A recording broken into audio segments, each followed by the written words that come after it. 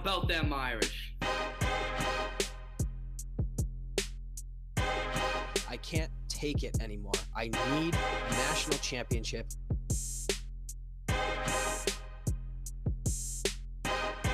This is the Four Horsemen Podcast.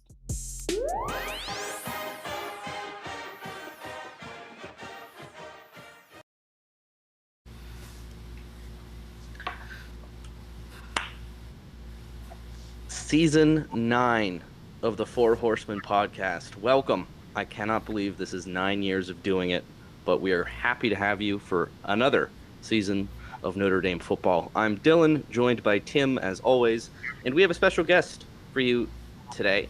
One of our favorite guest appearances, Buck Metrics, very famously our USC guy. We don't have a game this year, but we figured we'd include him anyway. And if you know anything about Buck, his analytics are phenomenal, and he's one of the most in-depth analysts, I would say, in college football when it comes to previewing teams. So we're going to do a Notre Dame season preview and some other things today, but we'll first welcome Buck onto the show. Pleasure to be with you guys. Amazingly, I love being on this Notre Dame pod. Apparently, I didn't mention this before. We were having a little chat beforehand. You like to get into it with one of my other buddies that I was a college roommate with too. So those I just have to kind of like take a step back and just watch from afar and just watch the punches being landed. But good to be with you nonetheless.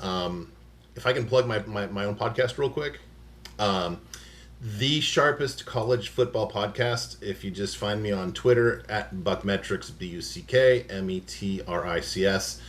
You'll see all kinds of links to all our conference previews and all kinds of good gambling stuff. And you'll get a feel for what our podcast is, kind of with what I contribute to this, I don't know, Animal House, Frat House, whatever we have going on here between the two hosts.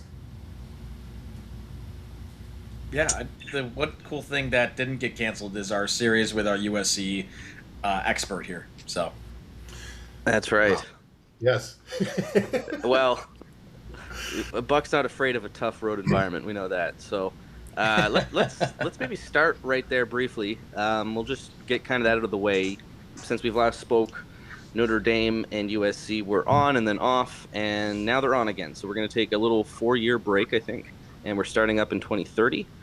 First game is in LA, as it should be, because we left off at Notre Dame. So the series will resume in LA week 1, then week 1 at Notre Dame, and then weeks 1 through 3 the next 2 years. And then we'll see. I think USC wants to see if Notre Dame's still independent or not. That might be part of the reason why the series is a little bit short, the 4-game extension. But we'll hopefully renew negotiations when time comes. So, Buck, what's kind of your thoughts on this? Because you're an alumni of Southern California, so I figured you would have great insight compared to the average Twitter fan. Yeah, well, that's not saying a lot considering what the average Twitter fan might be. True. absolute facts.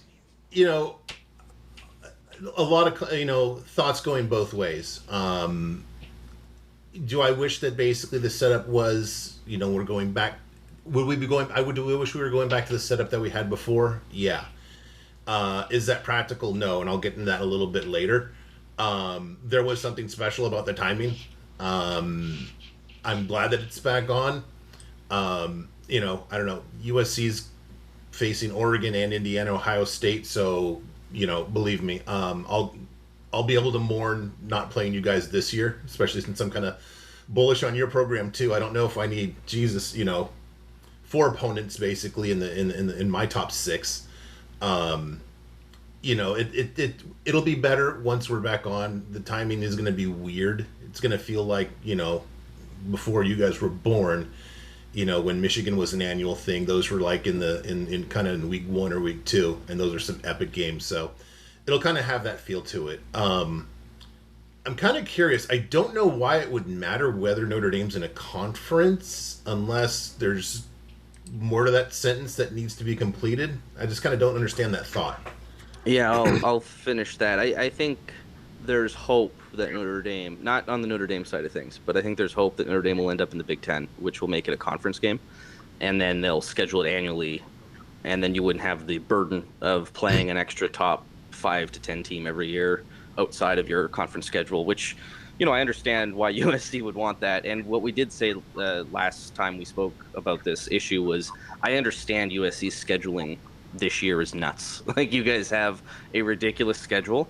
I think maybe negotiations failed on purpose, maybe to miss this season, and I kind of understand that, because as you'll probably get into, Indiana, Ohio State, Oregon, Penn State is another sneaky game in there. And am I wrong, or do you play Iowa as well this year?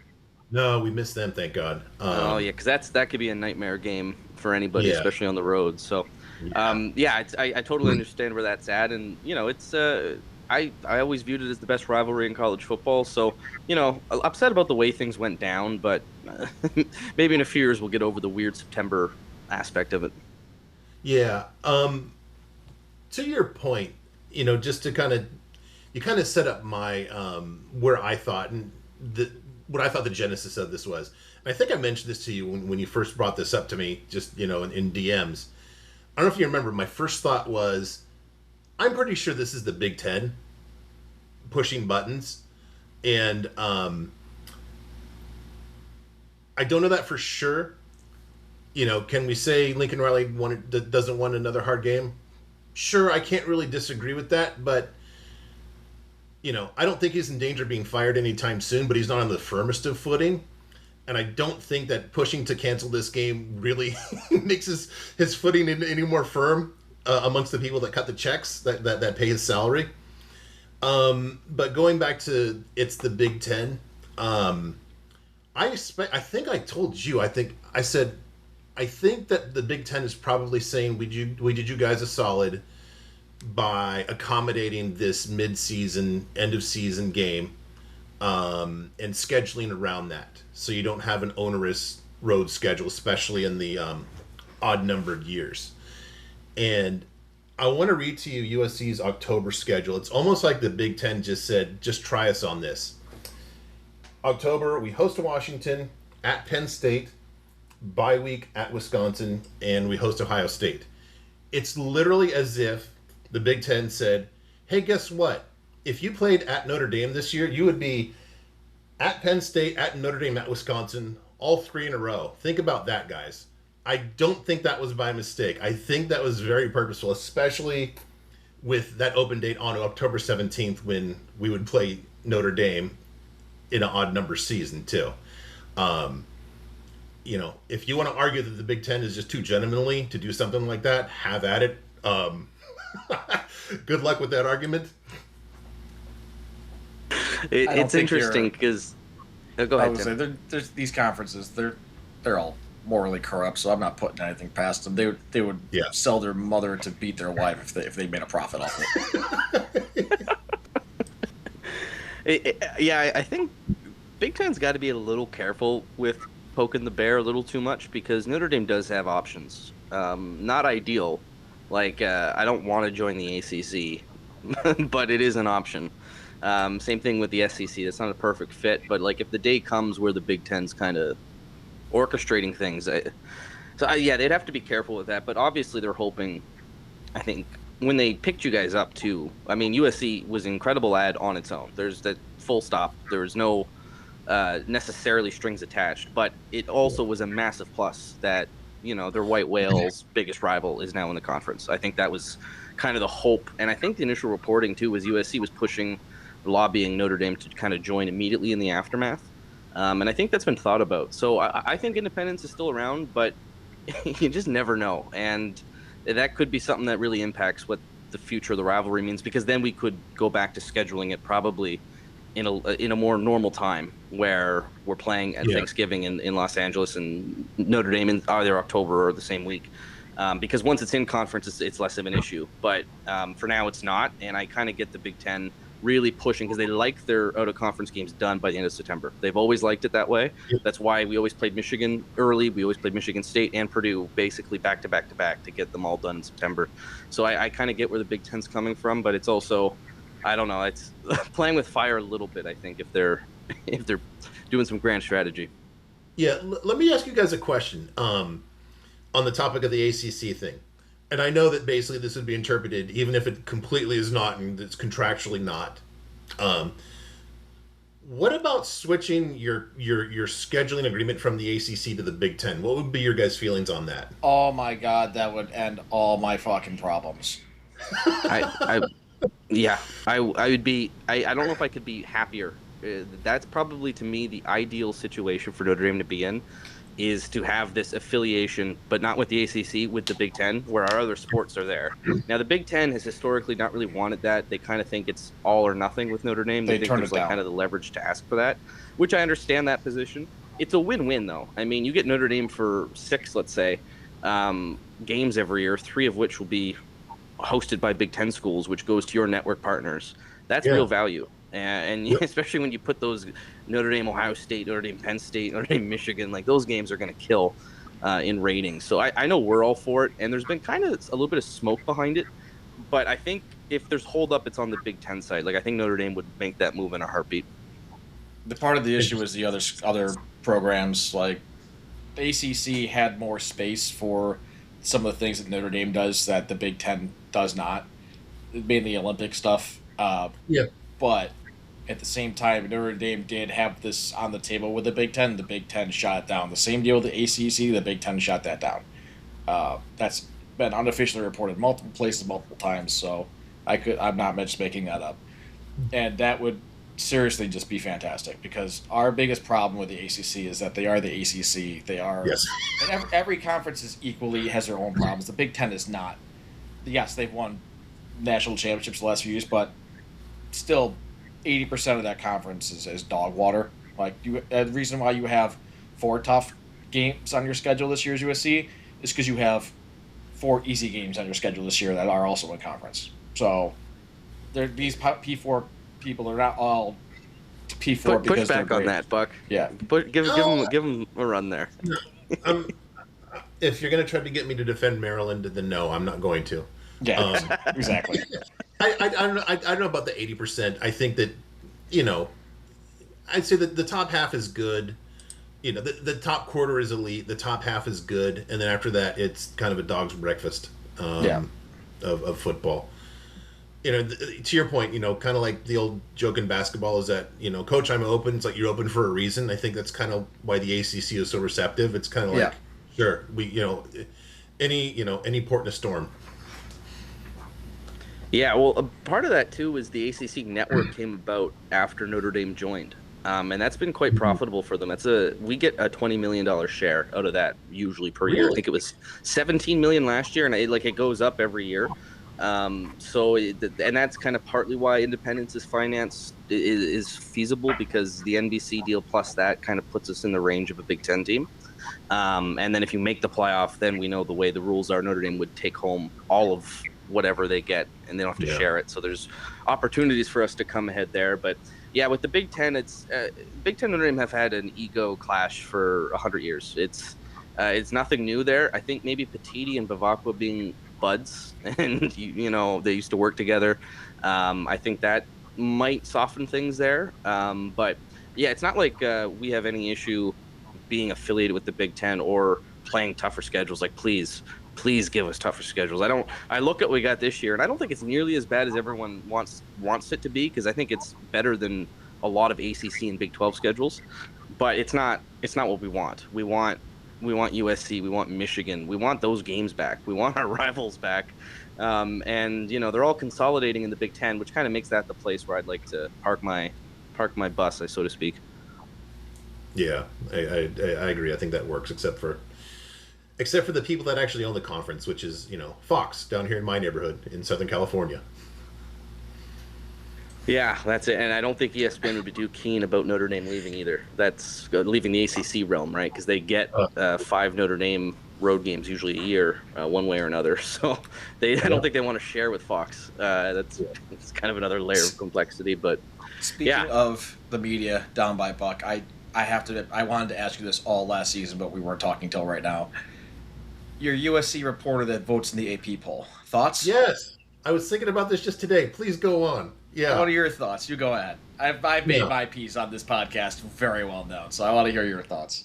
I've long had a problem with the AP. I think the AP poll is a joke, and this lady did me a big favor by basically being such a dingbat and then publicly trying to explain her process, or explain that she can't go over her process, which I think it's basically, I don't know.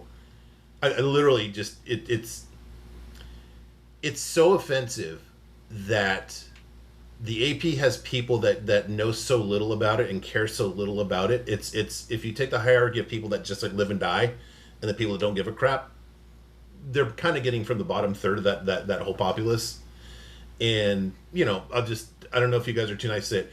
These are people that do not know the game that well. They're lazy. You hear these people when they kind of do their previews, and they'll just say coach's name, quarterback's name, and NIL, and then they'll say, and they're going to go 7-5, and that's the whole depth of their analysis, and it's offensive. This is my third hustle. I'm a consultant. I'm trying to start my own company, and I do this on the side, and I know 1,000 times more than these people that cover it for a living nationally. So, yep. Yeah, I'm not going to defend that dingbat. Have at it. Just go at her. I was laughing though because I was like, I know one person that's absolutely furious about this, and it was you. I mean, we all were, but I knew you of all people because you represent US. Like, you would do such a better job. And I mean, I think a trained monkey would do a better job, but I know if you want someone that's good at this, like, you would be good. Like, if we actually picked people that cared, like you said, the AP poll would be back to relevant. Back in the day, when that was all you had was just these old dudes smoking cigars, just talking about football nonstop. That was their life. They talked about football nonstop. That was the only thing they had. So, yeah, no, I appreciate that. And actually, the co-host of my pod, it's not just a single thing because I'm not eloquent enough and I don't have enough brain power to do it by myself. Robert Martin, we're actually voters in a Twitter online thing. It's called Pipeline, Pypeline. So you can't spell, but you can vote well on football. Yes, scores. yeah. Well, I think probably the correct spelling is probably taken, but I joined towards the beginning of last season too, and I've just found it to be just a lot more thought goes into it, and you can see it in their top 25 versus the AP and the coaches poll. Are they accepting people? Because we like to do an AP ballot here, style, and there was one Twitter one that we did years ago, but they've stopped doing it. Yeah, hit him up. Like, literally, I just said, I'd like to be among your voters. And I told Robert, and Robert reached out, and a week later, he was a voter, too. So, it's pretty good. Okay. Yeah, so they know that they get smart people, too. So, the other thing, too, sorry, just real quick. Yeah. Back to the AP. Before the current dingbat, actually, she's like in Orange County here, right by me. But a while ago, the voter out here was a guy named Scott Wolf, who... He no longer covers USC. I'll put it that way. And I never had him in high regard too. So I've not been really impressed with the people they've gotten that I kind of know personally how much they do or do not know about the game of football. I was going to ask, would they be upset that I rank Notre Dame every week number one, no matter what?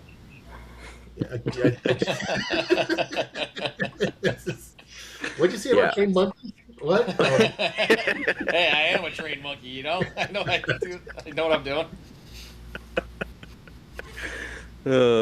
I'll do the voting seriously.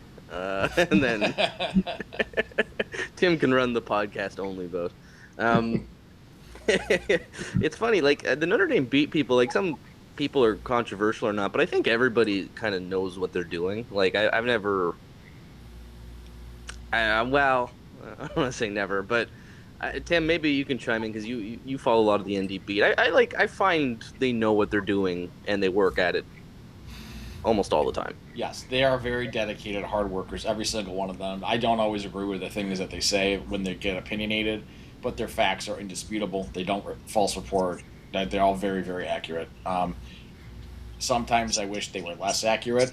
Let's say when someone that's on the ND beat says that Notre Dame shouldn't be in the playoff and that's your livelihood, maybe you shouldn't say that. I'm not going to say who it is. I think we all know who it is. And that was controversial. He got all the crap that he could for it. That's in the past, but we're still... I kind of respect him for saying it, but I totally disagree with him. Yeah. Actually, like, I understand the Miami point. The issue is Alabama was arbitrarily moving Alabama ahead of Notre Dame the week before because they talked enough. They barely beat a bad Auburn team. Let's be honest. They were 5-7 on the year, and Notre Dame blew out a bad Stanford team that was 4-8. And it's like, what's really the difference here? I guess Auburn's a little better than Stanford, but they're both neither is an impressive win to really change a ranking. Anyway, we don't need to rehash trauma. But that's kind of the theme, I think, this year, and maybe this is a nice segue, is Notre Dame's playing with a vengeance. And you could feel it, I think, the moment they turned down the Pop-Tart Bowl or whatever bowl we were supposed to go to, that, like, we're going to carry this with us, and it's going to be a bit of a – I hate – it's a cliche, but the revenge tour thing. Like, I pity Wisconsin. I think we might beat them by 1,000. There's a lot of pent-up anger at Notre Dame, and they're returning a lot of production, as you know, Buck. So maybe we'll start there about, like, the season preview and kind of how you assess the Notre Dame Fighting Irish. Yeah, I've got my slides here over, so if I'm not looking at you, just forgive me. So, just looking back at last season real quick, I had them rated 4th overall in my power rating. I'm sure I don't need to convince you two that I don't want to sell you too hard of my opinion that I think the playoff committee is inept. I'll just put it that way. For every maybe one competent person, there's 2 or 3 dopes. So I don't want to say this is what the committee looked at, because I don't think anybody in that committee could conceive of, let alone understand this metric I'm going to give you. I have a wins above average, basically saying, what's your record? It's kind of like the proxy is their strength of record, but I have little faith in kind of just, the ESPN fed metrics that they use. What's your record? And then what would be the typical FBS team's record against your schedule? And how many wins above that average did you have? So like a variation of strength of record? Yeah. Essentially. And this is where I have Notre Dame as 13th. And I think that, the ACC affiliation probably doesn't help the best in that regard too.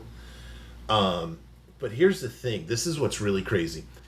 I've got a luck metric where I basically say, take your post-game, or it's like a post-game win expectancy, basically saying, look at you performed in terms of the repeatables on offense and defense. What's your post-game win expectancy? And basically that informs, the probability that you should have won that game. You take your basically your actual wins versus your expected wins by that, and that's a luck metric. And if I bring this up because if I take luck out, which I think is actually, it's not something the committee would ever do, but if I want to really evaluate who is the best team in terms of record, if I take that luck element out of the wins above average, Notre Dame was second in the whole country behind Indiana last year. Starting in like late October, my co-host and I basically, we were pretty solid in saying, and we missed Miami. We said, there are 4 teams that can win the national championship here. The 3 in the Big Ten and Notre Dame.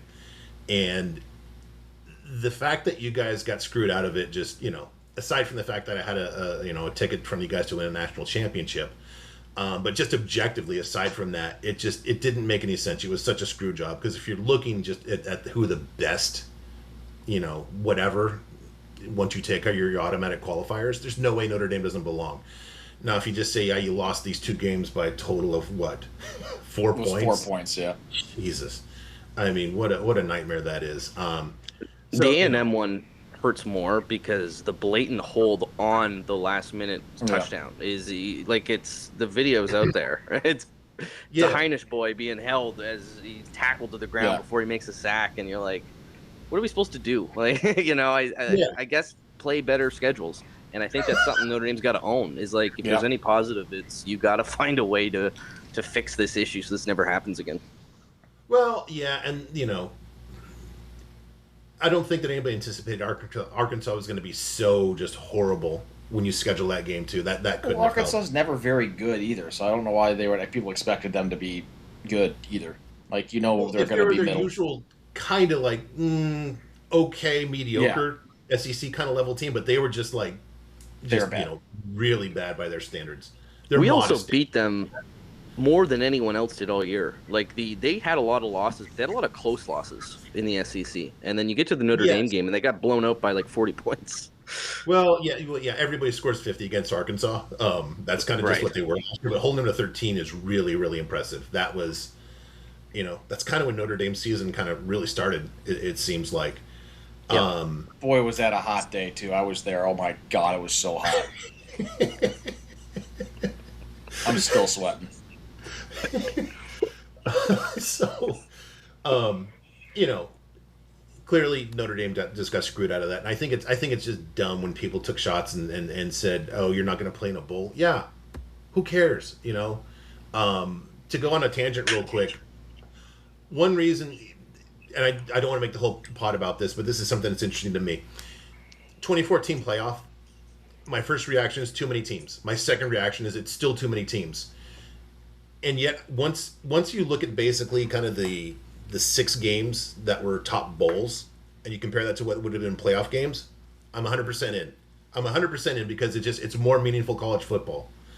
And, you know, the fact that you weren't even in one of those games, no. It just, what good is going to come of that? There's no purpose. What if you know, I don't have to convince you guys, but, you know, you get somebody hurt in a bowl game like that, oh my God. Yeah, it's not fun. So, anyways, the injustice was you know,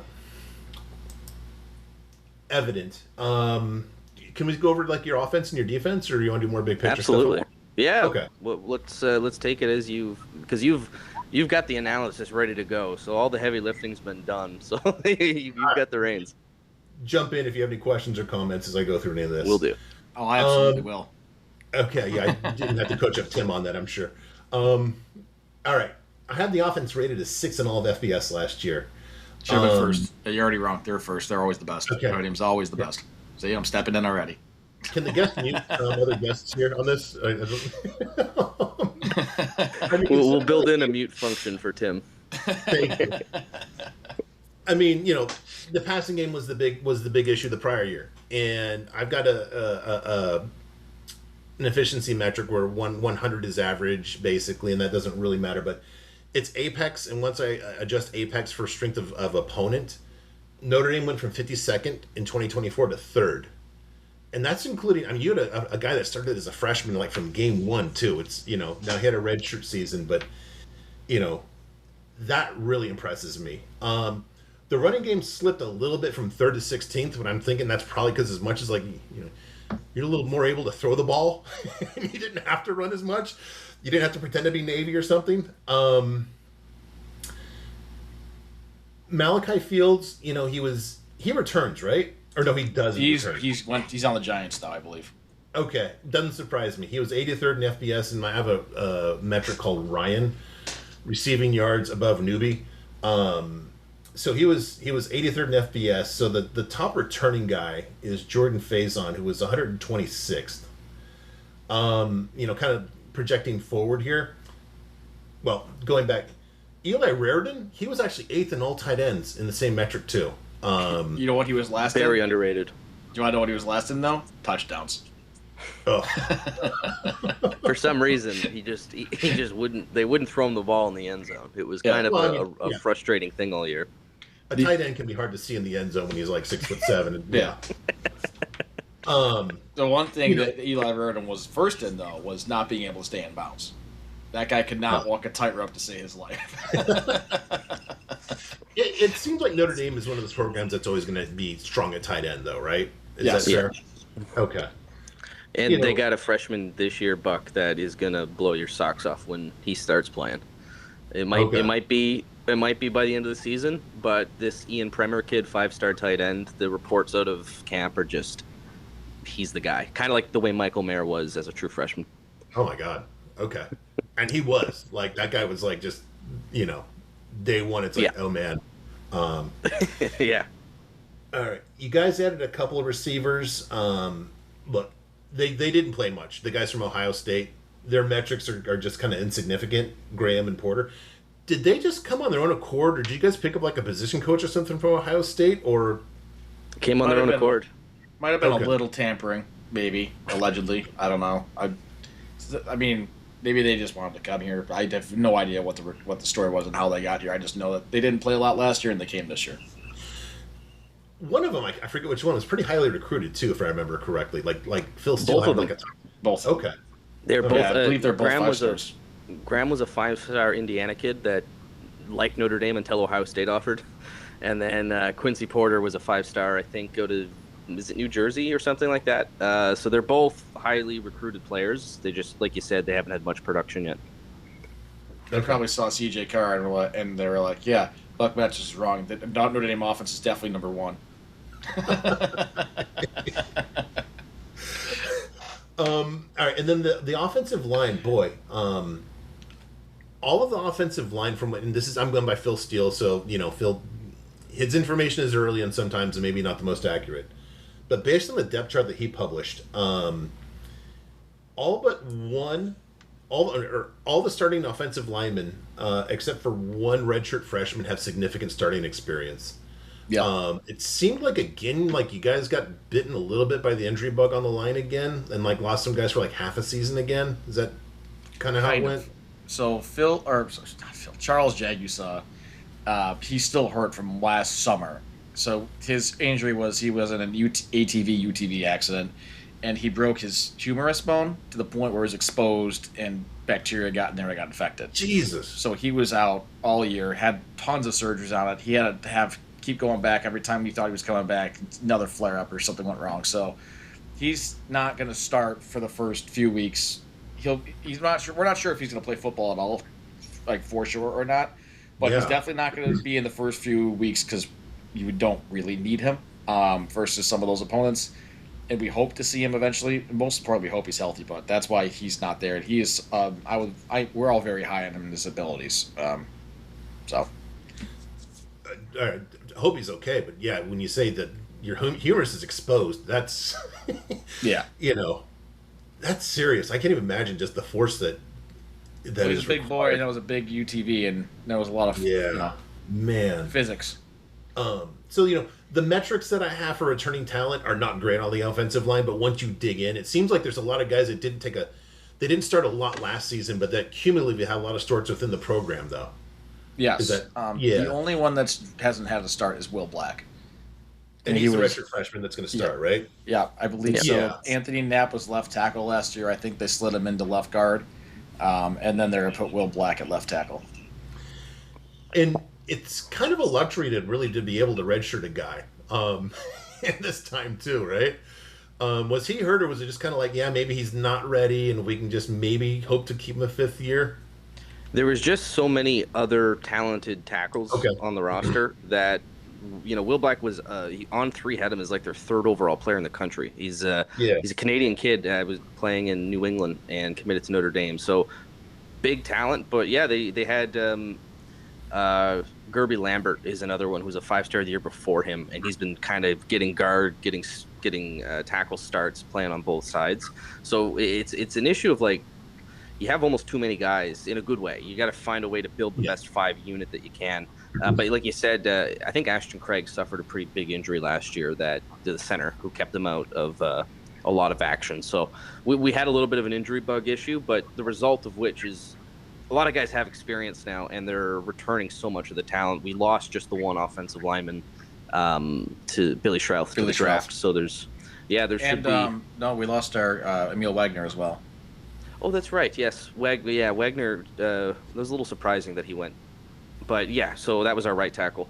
So returning 3, other guys have significant time. I think last year, I would say our offensive line was good. I don't think it was elite. Like, I don't think we were. I think Jeremiah Love made things look a little better than they were, and I think the expectation this year is that they're going to take another step and hopefully reach that top level. But I'm curious what your projections would be for the offensive line. Yeah, well, it's the reason I usually don't dig in this much. I'll put it this way: if I saw this at for UMass, I would have just said, it's not going to work out this year for UMass. Digging a little deeper is why I'm asking you guys about this, because you've got the cumulative experience there, and the big thing, kind of like the I don't know if it's like the luxury item or whatever of programs, seems to be if you can field a starting offensive line with no transfers, and you've got guys that have continuity. I think that's kind of where you see a little bit of separation of offensive teams. I brought this up last year when we did our SEC preview, and you saw this like a Georgian. I was kind of buttering up our guest who was a Georgia guy, and he agreed the same thing. He's like, this is kind of where you get like, kind of where we sit on, our teams sit on the side of it. It's kind of like an old money, new money thing. and new money can portal in a bunch of guys, but the old money, figuratively, not literally, the old money programs, the ones that can build it internally, are just going to, it's such a luxury to have right now. And so even though the experience isn't there, the fact that all these guys have been within the program, you see that now at Georgia. Actually, USC had a best offensive line last year, and there's no starters that portaled in. I think from an offensive standpoint, that's such an important thing. And, I got to figure out a metric for that, is just how do I get the cumulative years in the program versus some guy that's, here because he wants his bag and doesn't care about X or Y. Well, another thing, too, the guys stepping up are 5-star guys. So that's like, in the UMass situation, like, you don't know who would be stepping in there. Notre Dame, it's guys that are very, very talented. So as long as they're being developed, I mean, it's still a bit of a question mark, the offensive line, but I don't think it's the Achilles heel of this team. I kind of expect it to be a good to great offensive line. Yeah. And maybe that good but not great last year might have been a little bit of the reversion from 3rd to 16th in my running game metric too. Do you have how many sacks the offensive line gave up last year on your? I don't do anything like that. I just kind of say I'm just almost agnostic to how you gain or lose yards, as long as you gain or lose yards. I really don't care how you do it. Also, some would say sack is a quarterback stat, but that's a philosophical debate. If there was a way that I could basically isolate sacks and take that against passing yards for my passing efficiency, I would love to. But it's really hard to get that versus designed runs versus this or that or whatever. And that's one thing I've toyed around with a little bit, is like, can I just take like a quarterback's just all their rushing yards and just throw that as like passing plays and yardage too, just to figure it out. Gotcha. Yeah, that's love the analytics part of it, right? That's my niche. So yeah, that's the offense, right? Overall, you were saying 3rd or 6th last year, and then this year, what are you thinking? I haven't stacked everybody up yet, and not by offense, defense, but look, if I look here, I've got great continuity. I mean, look, the factors that. How do I put this? I like horse racing because it's very creative analytically. I get almost, I don't say I'm bored, but it's a very different thing by October when I have full season metrics, and I just kind of drop the games into the template, and I see, okay, my model has Team X by 10. That's not as fun as like preseason, where there's a lot more, what do I see and how do I piece it together and project? So there's no like numbers projecting. It's kind of like my brain, which might frighten some people. Others are comforted by it. But here's what I love. Like I said, the continuity on the offensive line within the program is just key to me. I love that. All respect to Jeremiah Love, but unless somebody's like literally just like of another world, like Reggie Bush, kind of agnostic about running backs too, because I think that it goes back to the offensive line. So I am very sold on the running game this year. CJ Carr had he had an apex of 149 and 100 is average. 149 is really elite for a freshman. Apex plus, when we adjusted for strength of opponent, was 170. It's like top 6 as a freshman. So I really like the pieces here. Like I said, I haven't stacked this up against everybody else. I need to see it from the Ohio State guys.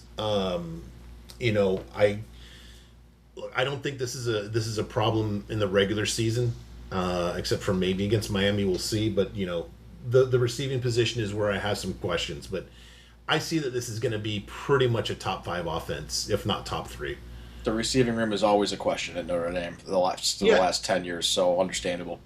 Especially when you look at USC's receiving room comparatively speaking. I come from a very weird context. Like, we just did our SEC preview, and I kind of was crap talking our guest from Georgia, and I said, "Hey, how'd you enjoy Zachariah Branch?" And he can only run 2 patterns. You can never get him the ball. He's like, he had the best season for a Georgia receiver in 10 years. What are you talking about? And it's like, well, that wasn't even on my radar. That was like not even the top 20 of for my school in the last 20 years. So yeah, I come from a very, very, specific context in that evaluation for sure. It seems like you guys have a Drake London like receiver every year. Yeah, if not two. Yeah, literally. This year, I think every year we say we're going to be better at receiver because every year it feels like you couldn't be more complacent. But this year I really do think, because the last 3 years it's been like we got to find 5 starting receivers. Now this year it's like we got to figure out who's going to be 6, 7, 8 instead of just like you can actually field a full receiver room this year. The depth is improved. Yes, quite a lot. And the one, I don't know if you noticed, but there was definitely a rift in the wide receiver room a few years ago with our previous wide receivers coach, and no one knew about it. And then all of a sudden, like 3 of our people we were very high on that were in the receiver room just left, or there was 2, it's 3 or 2. Either way, it was like a full rebuild mode again. This year, I think Devin Fitzgerald will see the field a lot. All reports say he's just like his dad, which is genetics are awesome. It's crazy how it works like that. And the 2 Ohio State guys as well, like you're saying. But I think that with CJ, also you have a guy that can give him the ball. I've talked enough about previous Notre Dame quarterbacks not being able to do that. CJ Carr is going to put the ball where they can get it easily. Yeah. I just want to shout out Jaden Greathouse's name because he was hurt most of last season, and he was the one who had the breakout playoff performances against Penn State and USC. So there's kind of been an expectation here that he would kind of ascend to that level of not Mekhi Lemon, but your other fella. His name's escaping me. He was also fantastic for you last year. Jacoby Lane. That's it. Like he could, we're kind of expecting that from him, and we haven't seen it yet, and you wouldn't see it any kind of returning production from him. So there are people there, and they're having the issue of how are we going to play all these guys because Mike Gilbert is another young player who's forcing his way into the conversation. So I feel better about it. I don't know if they'll have one single guy that'll change a game, but I think at least if there's injuries, there will be people for CJ to throw to. Well, that was the other issue with injuries, yes. If you have a quarterback like CJ Carr, I'd rather have like 3 like B+ guys than like an A guy and a bunch of C+. I've lived both sides of that dynamic, and I definitely would rather have that quarterback. Right now, everyone, you can't give anyone on a receiver room an A right off the bat. Like last year, you could have Malachi Fields because he came in, you saw his good work, great route running. His route running was my favorite part about him because he did this thing with his body it was never talked about. He would box out defenders on his route. Like he would help the quarterback find the window. It's not something a lot of receivers do. I wish more did, but he was so good. This year, everyone in the receiver room, they haven't been consistently great, any of them, like as far as production goes. So no one can get an A, but everyone is definitely around a B or B+ right now.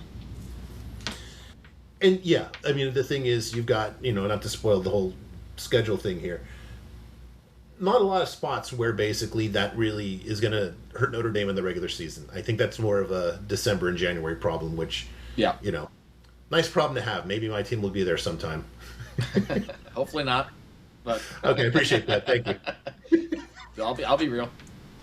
It would be something if they met in the playoffs playoff. Oh my God. Yes.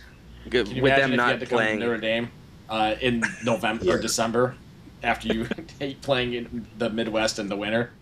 Yeah, I didn't even think about that. I kind of, as a default, had thought about, what if USC had to play at Oklahoma in a first round game, and that would just be pure hatred. That might not even be compared to that would be incredible too. And yet, I think that basically that wouldn't come close to if USC had to play at Notre Dame in a first round playoff game. Oh my God, I don't want to speak it into existence. I don't. Where I tailgate, there is always in the back of the stadium lot. There's a row of USC tents, and we're always very cordial with them. Like if they I'll help. Like if they forgot something, I'll help you out. Whatever. This year, I would just turn my back. You turned your back on us, I'm turning my back on you. There is something to that. With a quick anecdote, I went to Notre Dame USC in 2023 with Tim, and I got very on the sauce tailgating because it was a night game. And I just remember I was talking to USC people for a good part of the day. Just going up to them saying, hey, love the rivalry. Hope you guys are having a good time. So the relations are friendly, but to Tim's point, if they were to meet in the playoffs this year, maybe it would be a very, very animosity game. Yeah. How about just we hope for a first round bye for you guys? How about that? Okay. I'm down for that too. Yeah. Okay. You know what? I was very selfish last year. I was like, I hope we get. I said it last year on the preseason podcast, and I'm gonna recant it now on this preseason podcast. Last year, I said I hope we don't get a first round bye because I love a home playoff game. Now, I don't care. Yeah. Just get us into playoffs this year. Yes. Apparently, that should take precedent. Yep. All right, you want to talk about the defense? Yep. Yeah. Let's talk about it. I don't know if the offense or defense will be better this year, which is going to make it a fun conversation. Yeah. So overall, I had the defense as 7th in FBS in terms of power rating. Had him 6th in the my defensive apex, which is basically your opponent adjusted pass defense. And actually they went from 29th against the run in 2024 to 9th last year. So I remember I was very bullish on just the returning talent and the big improvement metric too. So doesn't surprise me. That's kind of why a big reason why I made that bet on Notre Dame to win the title last year. This year, just in terms of the talent metrics, in terms of returning starts, they're second in all of FBS, 81, which usually is enough to lead most years. And they are 59 or they have a 59, which is 10th in FBS in a metric I have called prime starts, which is, if you assume that basically you're going up a learning curve and at some point you've kind of learned the game and then you're going to be playing your best ball. I just project the number of starts that each team's going to have in that prime spot of their, for each player. And I accumulate that by each projected starter, and they're 10th. So this kind of feels like the best shot to shoot for the defense. There might be a little bit of a rebuild on defense next year. Here's what's crazy. If we just take out the first 2 games, and we'll want to get into more detail on that in a second because that's going to be a fascinating thing to me. But if I basically say, from after the Purdue game, for the last 9 games of the season, if I just look at that as a separate set for Notre Dame, I actually had them 3rd in defensive rating in all of FBS. Now, I can understand. Look, giving up 27 to Miami is not an issue. 41 to A&M doesn't look great going back. 30 to Purdue is really troubling. Was this like a Chris Ash is learning Marcus Freeman? Marcus Freeman is learning Chris Ash? Absolutely. Okay. Yeah, Chris Ash didn't, I think, initially kind of settle in right away. I think it took a few games to kind of get everybody on the same page with what kind of defense we're going to run. And then once it clicked, it clicked. Yeah, and Chris Ash was kind of like, maybe we should fire this guy early in the season. And by the end of the season, we're like, oh, this guy's great. So I think it's just a bit of that. One of our listeners who told me who it was him, and it's hilarious. At halftime, going into halftime, he put on his phone, "Fire Chris Ash" on his phone. He held it up, and NBC caught it on camera. And then he later reached out. He says, "Yeah, that was me. I take it back. Chris Ash is good again." I'm like, "All right, perfect. We're all back on board." But yeah, those first 3 games were definitely a rough. I think maybe it was being too tentative, like you're just trying to play not to mess up rather than play to kick ass, and it showed. It definitely showed. Also, there were people there was one play. Oh, it was against A&M, and I dissected this play in depth. But our starting middle linebacker, Drake Bowen, absolutely laid the lumber on this guy. Absolutely smoked him after he caught this ball. The issue was it was 25 yards downfield, and I have no idea why our middle linebacker was playing that back that far. In no world should that ever happen. So they ended up figuring it all out. But definitely the first 3 games were a lot of what are we doing. And it sucks because the first 2 games were the 2 hardest games of the season, and it's when you're not, you're breaking in a new defense. They're not playing great. I mean, like you pointed out, giving up 30 to Purdue is embarrassing. And it was just a really unlucky season last year. So hopefully we've got some luck built up for this season. Yeah, and I'm sure you guys talked about this dozens of times last year, but geez, if you just have just move NC State to week 1 instead of Miami, and it's an entirely different thing. It's just so unfortunate. I think we would have lost to NC State week 1. I think it didn't matter who we played week 1. I think we're gonna the way they played that game. I mean, yeah, there was a lot of the fact that Miami tried to lose that game as bad as they did is also crazy. Our entire offensive line was cramping. Yeah, freshman quarterback that was running run pass options that kept passing it when he should have given the ball to the Heisman candidate. There was a lot of things in that game that were just not acceptable at all. Some things were just unfortunate, like the cramping. You can't help that. You can do your best, but you can't. The technique of some of the offensive linemen was out the window. It was maybe it was the environment. Maybe if you played at NC State, maybe it's not as intimidating. But the way they played that first game was so atrociously bad. I don't know if we would have beaten. There's a lot of teams that would have beaten us that first week, not just Miami. Miami's defense is so good, though, that I can't. Yeah, they had Bain. Yeah, I think that I don't know. A lot of stuff that's very difficult against Miami is suddenly not nearly as difficult against NC State. All respect to Dave Doran and the little that he deserves. Rudy would have looked like Bain out there if he played against Miami that day. But to your point, Buck, yeah, if we would have just had one of those two games swapped for a later season game, because that A&M game even, I still can't believe we lost it. There was a point in the game where if we would have gotten a stop, I'm pretty sure we would have won the game in the first quarter. And next thing you know, we were losing at halftime. And it was just, they could not stop anything defensively. And I never thought that A&M team was that good. So that they both hurt, but it's like, just give me one of those games over. Give it to me in October and we'll win it. Unlucky. There's no other word really. And you said at the start of the show with the luck factor, it's just Notre Dame had a really unlucky season. And on top of that, we were embarrassed nationally for months for avoiding the Pop-Tart Bowl and things. And, as a fan base, you handle it, but I think it's going to set a tone for the season for the team. That's an intangible though. You can't really put that into a model, but I have the sense that there's going to be a real revenge tour this season. Yeah. To Dylan's point, no data point you can put in there for X factors like this, but Marcus Freeman always performs better after Notre Dame loses a game. 100%. I don't think they need that this year as a motivation factor because they lost last season. The whole season is the loss. It doesn't matter how good they were for 10 of those games. They lost the season. They did not make the playoffs. They did not win a postseason game. It's a loss. So they already have the loss. So that's going to keep this team motivated throughout the season in a way that we haven't seen before. Like, yes, you had the heartbreaking loss against Ohio State in the national championship game, but it was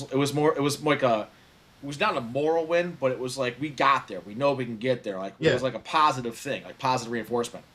Marcus Freeman positive reinforcement. I want to yell at my guys and get them motivated in other ways that other people can't. Well, the loss is the easiest way to do it. Like, why would you don't want it to feel that way again, do you? And so with the Ohio State loss, yes, they did that, but after losing to NIU, they don't make that run without losing to NIU. So I think that's going to be a very big intangible that, playing Miami, everyone knows that there's an X factor in that game, but X's and O's are going to mean very little because Notre Dame's going to show up so pissed off in that game that that's a huge advantage for Notre Dame because they lost to Miami last year.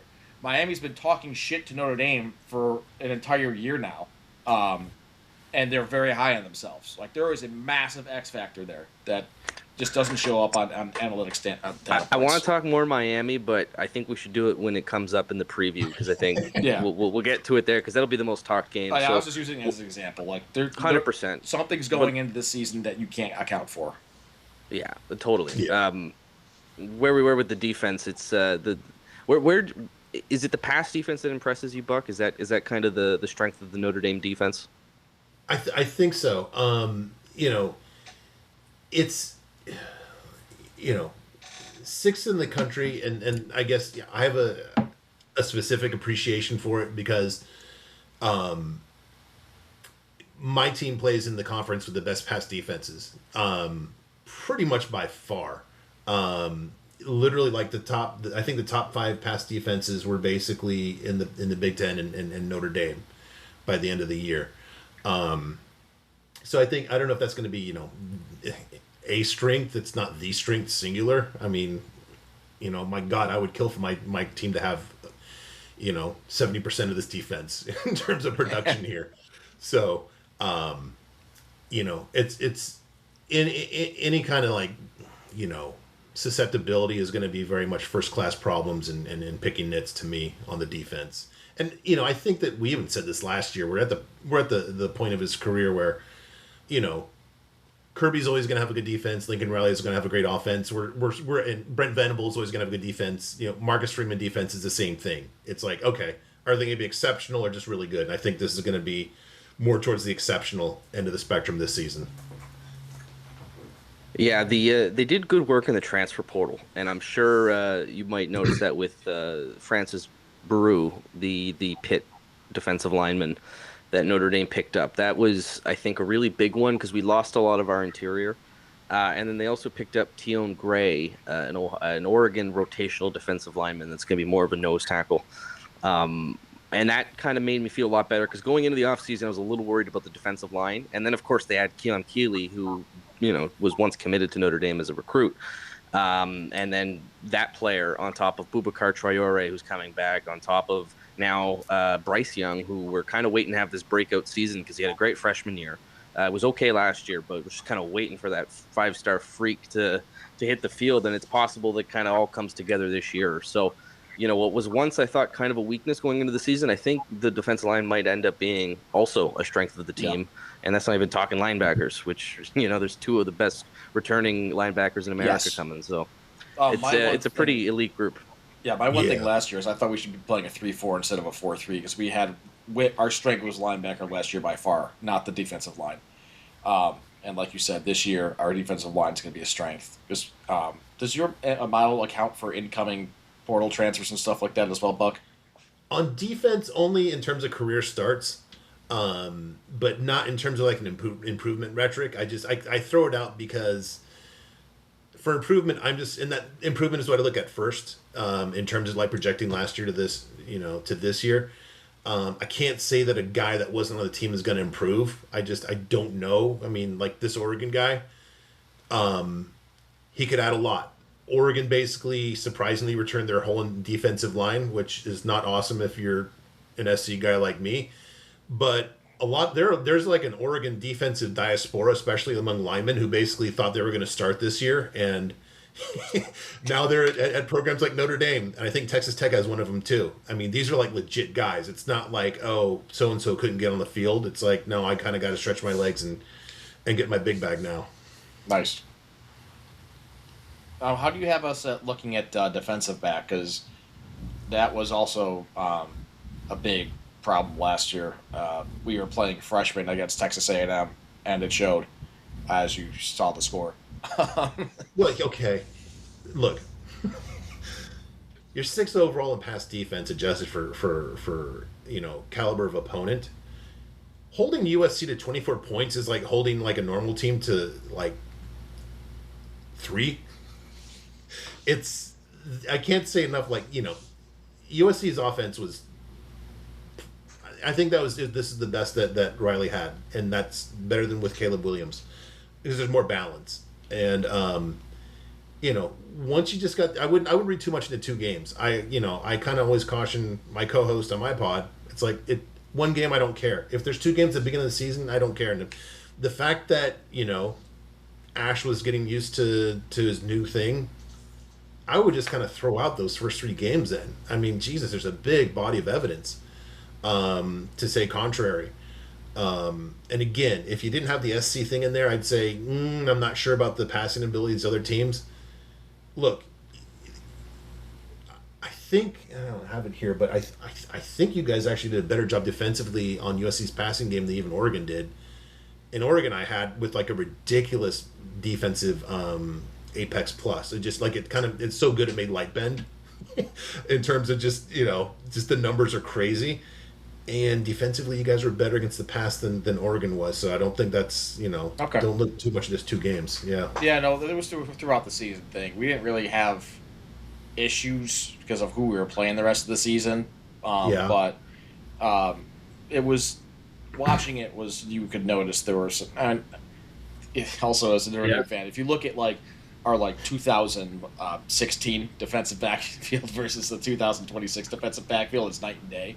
But it was definitely there were some problems back there that I'm a defensive back kind of guru-ish, but really? there was definitely some problems back there. Was that when Arkansas was scoring the 13 points that was concern, or when Boise scored 7? The main concern, honestly, against USC was a concern because you guys were, first off, your hurry-up offense was something that Notre Dame was not ready for at all. And that's why you looked so good in the first half. It's because of that hurry-up. It kept us on our toe, and they couldn't get their communication down that whole entire first half of the game. I think the second half they figured it out, but there was a lot of defensive backs in the wrong place inexcusably. Whether you knew the play or not, you're holding hands with your other cornerback. What are you doing? you know something's wrong at this moment. So there was a lot of that throughout the season. Just wrong people in the wrong place, but you had Leonard Moore who was locked down. You had other key pieces back there, like a Don Schuler and stuff like that. But there was definitely a concern back there last year. Let's look at the depth chart real quick, because just off the top of my head, your safeties are a Don Schuler, who's been a fantastic starter for us, and then somebody who's getting first-round NFL draft hype in Tay Johnson. And that's not including a 5-star safety, Joey O'Brien, coming in as a true freshman that is probably going to force his way onto the scene at some point. And then when you look at the corners, you got Leonard Moore, who might be the first defensive player drafted next season. Then you have opposite of him, what was once Christian Gray, which some people would say was, at times could be targeted. It's now going to be probably the kid from Colorado that was opposite of Shador. No, not Shador. Travis Hunter. Yeah. And if it's not him, it might be the Michigan kid who had a great freshman season that transferred into Notre Dame. And if it's not him, it might be one of those 2 high 4-star cornerbacks that we had starting in that A&M game. Notre Dame's deep at DB. I'm not worried at all there. I think they're locked down. I think they could suffer injuries. I mean, Leonard Moore, you never want to lose him. But we said that about Benjamin Morrison, and then he got hurt for the season, and Leonard Moore stepped up, and he turned out to be a better player. Well, Leonard Moore was Benjamin Morrison. I think Benjamin Morrison actually cloned himself and named it Leonard Moore. Right. We've been lucky. For a school that my entire life couldn't produce a DB worth a damn. Kavari Russell, I think, was the biggest CB we had ever produced in my time, and that was a 2012 era decent cornerback. That's how little we've produced at that position.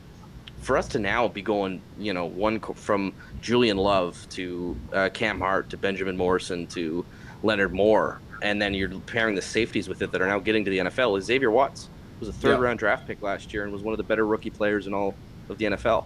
So I think what's happened at Notre Dame is kind of miraculous, that we're becoming kind of a skilled position. We definitely have great talent, but there's always just that fact, not even a factor. It's just as much talent as you have to make sure you use it. And I don't feel like they used it last year every single play, like they should have.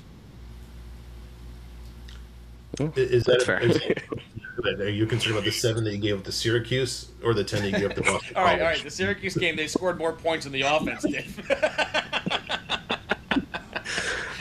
That I'll never forget that game. That's one of those games where it's a blowout. You can forget about it. That was the game where it's like, and actually, yes, Buck, because that was our 5th string that was in there when we gave up the 7 points. I was concerned. Okay. Not to spoil the Syracuse discussion, we'll sit on that one for a little bit. Okay. Do you want to, Buck, get into kind of the schedule and which games interest you? I want to know Buck's special teams metrics. We are the special teams podcast. Oh my God. I can't help you there. You can just say Notre Dame's number 1, and we'd all nod our head and agree. I'll put them between 2 and 132. How about that? That sounds good. Okay. We'll take it. Dude, to be fair, that was a case of tampering. We stole Purdue's kicker. Just outright stole him. He hadn't even entered the transfer portal before he had announced he was going to Notre Dame. So, we're not always playing by the rules, I guess, these days. But that was. There are no rules these days. Screw Purdue. To hell with Purdue. I don't care. Take their kicker. Take whatever you want from Purdue. That should be the rule. It's kind of mean, though. I mean, they don't have anything. It's, you know. It's like, never mind. I'm not going to go there. Yeah. I'm just going to say you're right. Fair. Okay. Well, you know, I've kind of grouped all the games into just groups in terms of like how interested I am in terms of just like, you know, do I want to see this game or do I not? So the first group here is just, I just call it don't make me watch. I have no interest in these games. If you want to see your fifth string, you know, defensive backfield, then great. You'll probably have ample opportunity here, but not for me.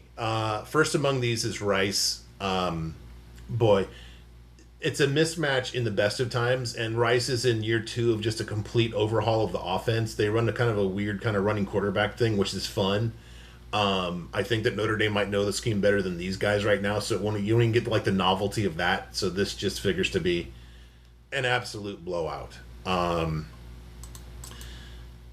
Boston College guys, boy, they weren't good last year, and they're going to be really rough this year. I guess the biggest data point here is last year they had a starter that transferred from Alabama, and I thought there might be something there for that. Their quarterback this year is from D2 Saginaw State. Not just that, it's not like he set that I can't believe this. This is just how desperate were they. They didn't get like, you know, the second version of I'm blanking, the Ole Miss kid, Chambliss. They didn't get like that version. So my apex metric is basically 100 as an average quarterback. So this kid's apex at Saginaw State was a 74. So okay. Yeah. So this guy struggled.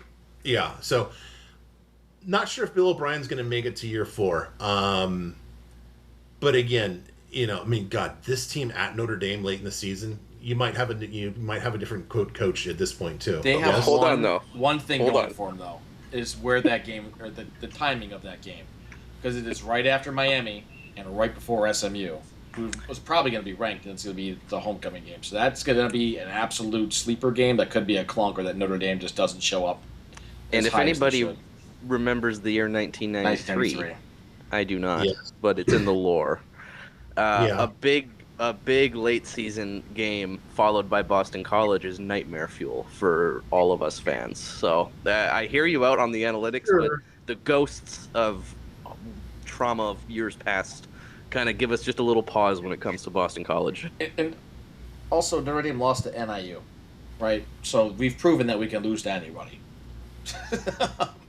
I think NIU's quarterback was better than this kid, though.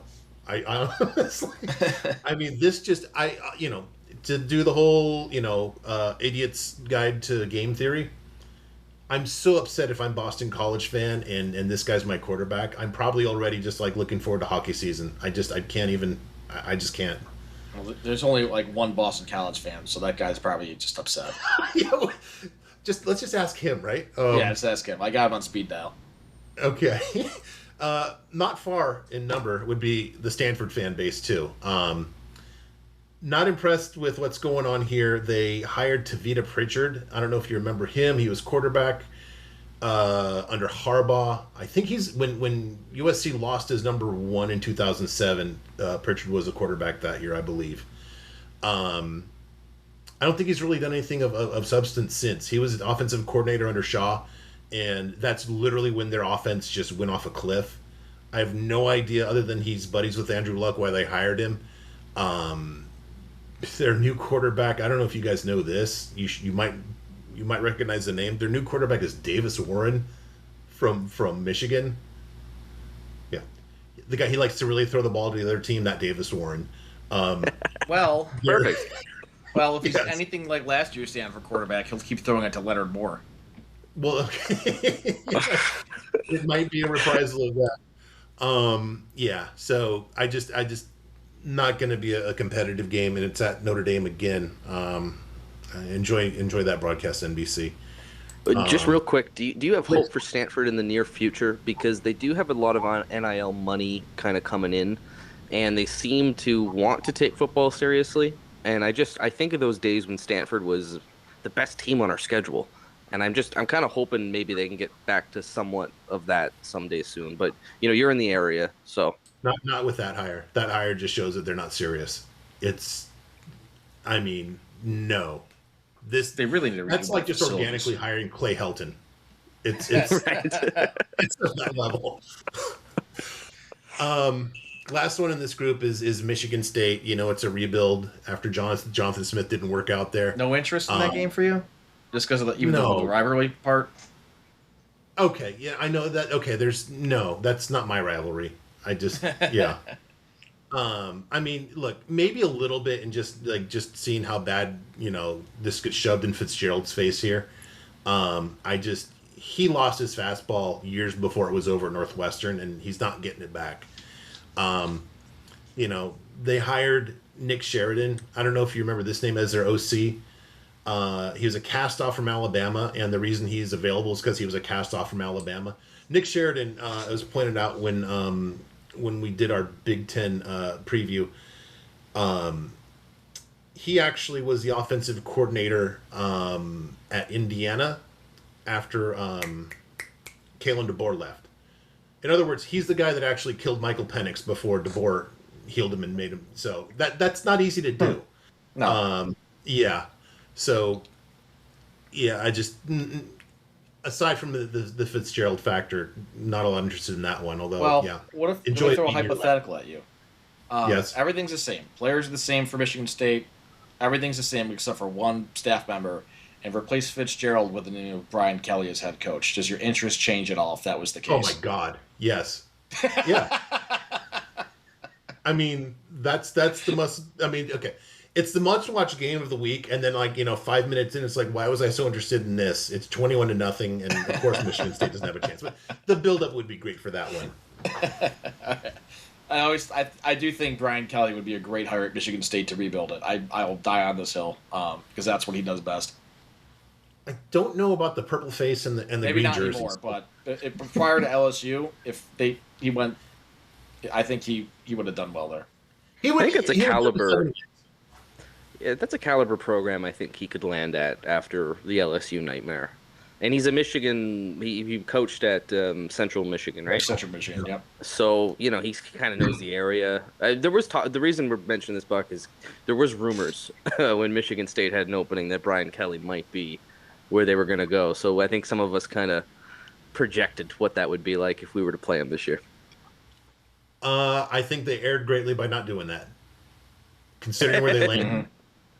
Yeah. I'm curious about Fitzgerald. You're pretty low on him because, things did fall off at Northwestern before they did. They had a couple bad years before they fired him. But I also remember him taking those teams, to unimaginable heights for Northwestern. And you never know with time off. And that's another program where I hope they turn it around because they fell off at the worst time because the Big Ten is elevating. College football is elevating, and they're falling behind. Wisconsin's another one where it's like, you guys gotta turn things around real quick because you're in danger of falling behind, not permanently, but kind of falling into that underclass that Auburn is falling into. Fuck, do you want to know how stupid we are as Notre Dame fans? Some of us wanted Luke Fickell as head coach instead of Marcus Freeman. At the time, defensible. Yeah, that's why we're dumb. It's defensible, but it's not right. Look, I wasn't wild about the Freeman hire either initially. I thought it would take some time, but yeah, clearly it was the right move. So those are your 4 I don't care games, right? Yeah, I just don't want to watch. So you think Purdue is going to be a better game? That's where I'm going, yes. Okay. This group is called Extra Mild Salsa. It's technically football. That's a great name. But it's not spicy. Purdue. Look, it's a rivalry for you guys. I get it. And you stole their kicker, which is news to me. Here's the thing. At least Barry Odom, and believe me, it was completely beneath the radar.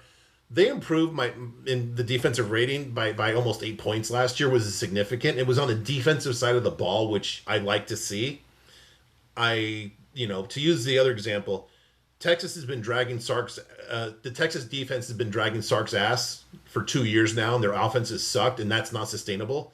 I like the build on the coach's side of the ball. There's something to appreciate there for Purdue, and I'm a little interested. We should see even more improvement in year 2. The problem is their offense. Look, Odom, when he was at UNLV, had Brennan Marion as the offensive coordinator, and he needs a guy like that. Instead, his offensive coordinator is the guy that was USC's offensive line coach, which is not going to work with that quarterback, and it just.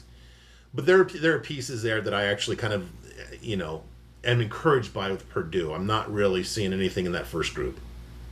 Real quick, Purdue is a rival to us the same way San Jose State would be a rival for USC. It's that caliber of. I don't want to correct the Notre Dame guys, but look, if I have to cite Rudy to you, that's the rivalry right there. The Purdue game's on, son. We watch Notre Dame football in this house, right? It's a great line. At least it's mentioned. I mean, they did. Well, they said Indiana Purdue game, so I mean, they wanted to watch the other crappy Big Ten program back then. Very fair. Wait, by the way, I love the movie Rudy, but I always laugh when he said because you listed possibly the 2 worst FBS programs in history in that line. I don't know who would want to watch that game. If there was an analog, yes, it would be for USC. Hey, Mr. Buckmetrics, San Jose State's playing Stanford on CBS Sports TV. It's kind of the same thing. It's like, what? R.I.P. the Pac-12 network. Yeah. So, all right. So Purdue, are they not going to win? Are they going to win? No. I think that they might give a little bit more of a game than you guys are suspecting. Let me put it this way. I don't know if you guys have thought about point spreads or anything like that, but you're expecting probably a 4 or 5 score win here. Yeah, I mean the first 2 years ago when we played them, we won 67-0 or something like that, maybe 70. It was crazy. Then I would expect the spread in the high 30s or low 40s is what I would just anticipate. Yeah. And then the last I forgot what I was about to say. It'll come back to me randomly in 5 minutes, but it was on topic. Oh, this is what it was. So even though, you're gonna put this as extra mild salsa, even though the new athletic director at Purdue said, if you want to win championships, you come to Purdue. Otherwise, you go to Indiana. Based. That was the best line I've ever heard ever, and I hope they keep it up. I want that bit to be a thing Purdue just does now, where they just act like they won the national championship and that Indiana sucks. To me, that's the funniest possible thing they could do. I like that angle too. I think it would have been better if he was actually wearing a men's basketball jersey. It would have had a little more kind of oomph to it. Right. Otherwise, it rings a little hollow. Might be a 3-score game. I'll just say that. I wouldn't be surprised if this is a little more of a game than you guys are thinking. Odom did take UNLV, who was horrible, took him to the title game of the Mountain West Conference in year 2. Got him to 6 wins in year 1, I think. So are you talking about last year's UNLV team? No. Last year's Dan Mullen. It was the year before that. Okay. Because last year UNLV was kind of okay. Yeah. No, that was the fall off from Odom. Okay. All right, next mild salsa game. I know there's a history here. Navy, they're just not in the class. Phil Steele actually has them picked to win the American. The thing is, this is not the recent Navy where it's we can pass the ball too, and so we're actually dangerous. They have a new quarterback they're breaking in. His career apex is 39, which is really rough. That's he should be playing in Conference USA and still he'd be a bad quarterback there. So this should be one of your easier games of the season. I think that, all respect to Navy, but I don't think it's going to be a good season for them. Nobody in the fan base will fault you for saying that's a boring game. I think everybody in the fan base every year expects it to be a boring game. We play them respectfully every year, and we're okay with that. We've come to terms with it, but it's never a game I'm looking forward to. Every year we respectfully play them, and every year we disrespect them on the field. It's come to be this. is it kind of like the visit from your aunt from the old country? It's like, okay, she's my relative, and I have to spend like a Thursday with her. Exactly. It's also because of the injuries. Like, it's very rare that we play Navy and are healthy by the end of it, just because the way they play with a lot of the low blocks. It's just it's hold your breath week. And in years past, like Brian Kelly era, we used to play tight games with them. So we've kind of moved past that, where we haven't had a close game with Navy in what seems like forever. But yeah, I mean, Notre Dame's never going to not play Navy, and I'm okay with that. It's just not the week I'm excited about. Yeah. The one thing that you said, whoever Phil Steele predicted Navy to win the AAC, is that what you said? Yeah. I think he was smoking crack when he said that, because you've got North Texas that returned enough people to where they could be good again this year. Same thing with. I think ECU is going to have a pretty good year too in the ACC. ECU definitely, yeah. It's the Americans wide open. You know, and USF. You need like 6 or 7 teams. South Florida too. I also I'm going on record as saying I think East Carolina can beat Alabama week 1. Okay, I'm not with you there. I'm not saying they're going to. I'm saying they can. I'm saying that it's they can. You and I might have to talk afterwards to avoid like a 10% big if you want to just book some direct action here. I'll put it that way. I'm not putting money on it, but I'm saying they can. Okay. The consultant sees a money opportunity here with Jim's Big No. All right. The other extra mild spicy or extra mild salsa game is Wisconsin. I don't think Fickle makes it through this year. You know, they did have a rough schedule last year. He made a huge mistake in bringing in Jeff Grimes as his offensive coordinator. I mean, anybody who kind of understands Jeff Grimes knew this wasn't going to work out, and lo and behold, their defense, their offensive rating fell by 7 points in his first season. They also had a really bad quarterback, and honestly, probably the best break for them, this is horrible to say, was Billy Edwards getting hurt like early in the season because he's a horrible quarterback. They pick up a guy from Old Dominion, Colton Joseph, who's actually a good quarterback, mobile, from my neighborhood, actually here in Newport Beach, but not a Big Ten caliber. And I think that this is just going to be as gruesome as it would have been last year. You know, they've allegedly upgraded here and there, but it's not even close. Their schedule is pretty easy this year, though. I was looking at it not too long ago. There's an opportunity for them to have a winning season, but I don't know what's happened with Fickle, because he was so highly regarded just a few seasons ago. And maybe it was the attempt to turn Wisconsin into a spread offense that kind of got him on the wrong footing. Yeah. Yep. But I wonder if they're going to give him a bit of a leash to correct that, or if that's going to be the thing that ends up costing him, is kind of these poor decisions on hiring. I think that he's kind of gotten the leash, and this is the last of the leash. The thing that's really fascinating, too, is I did a deep dive in this a few years ago. So he hired Phil Longo, who was the offensive coordinator at North Carolina. He had also been at Ole Miss. There was this crazy thing where when Phil Longo becomes your offensive coordinator, your defensive rating falls by at least 7 or 10 points. It's like he doesn't use tight ends at all, so you never get to practice against a tight end during the season. It's just like dumb stuff like that. Yeah. So they got rid of him. They bring in, it's okay, good. Well, he went to Sam Houston State. Who knows if it was voluntarily or if they had a gun to his head. But then they hired Jeff Grimes, who basically, you had a nice run for Kansas football, and then they lose their OC to Penn State, and then Jeff Grimes goes and ruins that after he ruined Baylor.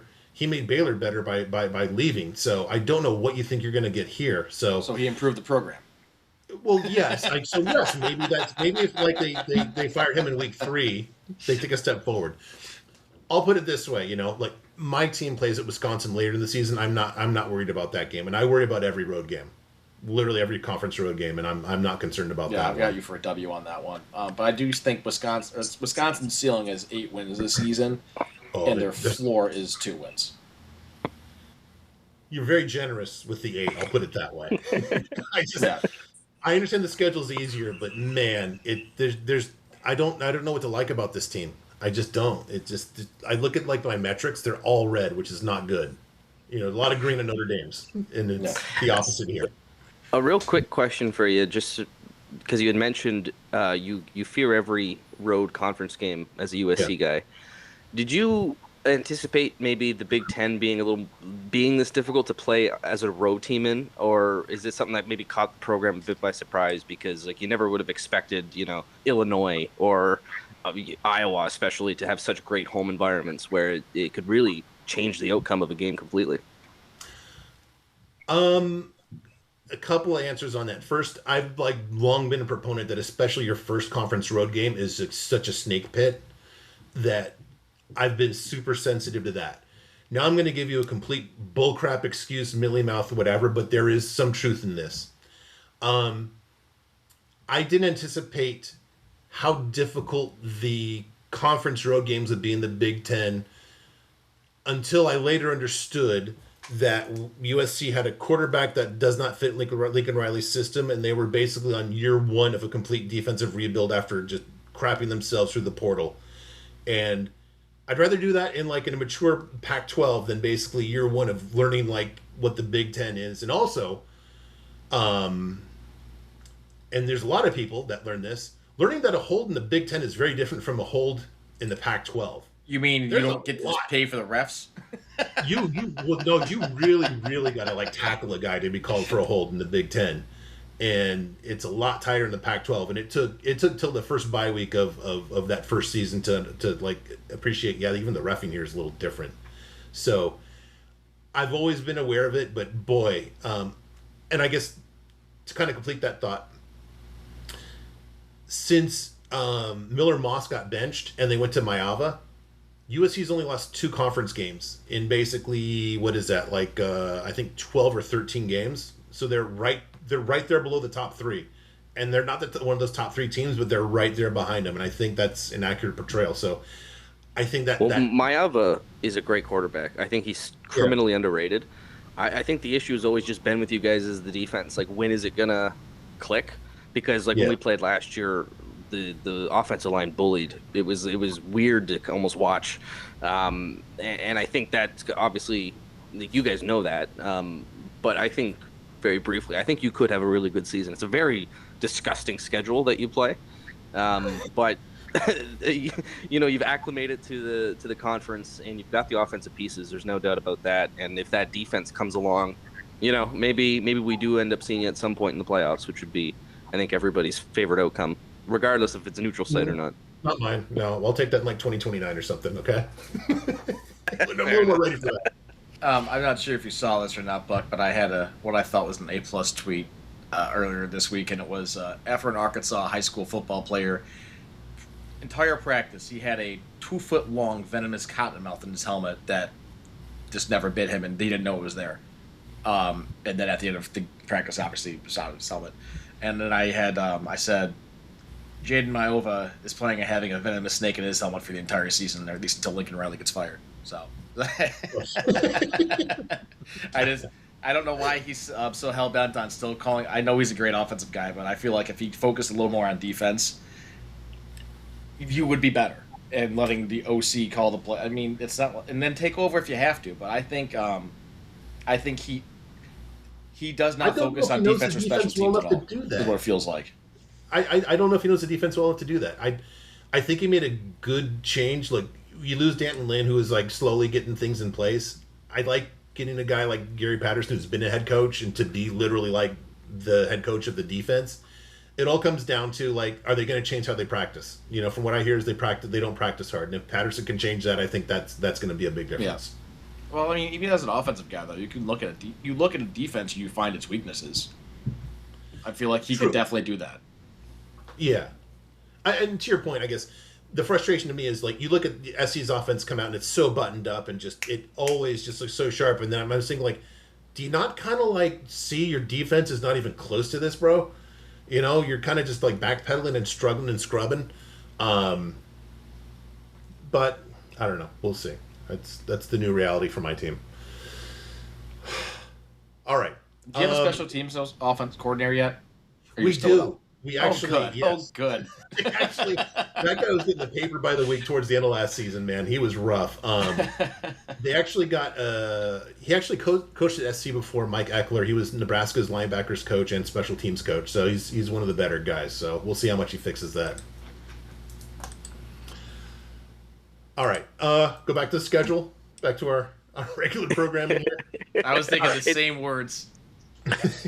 All right, I've got one here. It's just a game with some definite angles of interest. Y'all end the season at what used to be called the Carrier Dome. It'll always be the Carrier Dome in my heart. Exactly.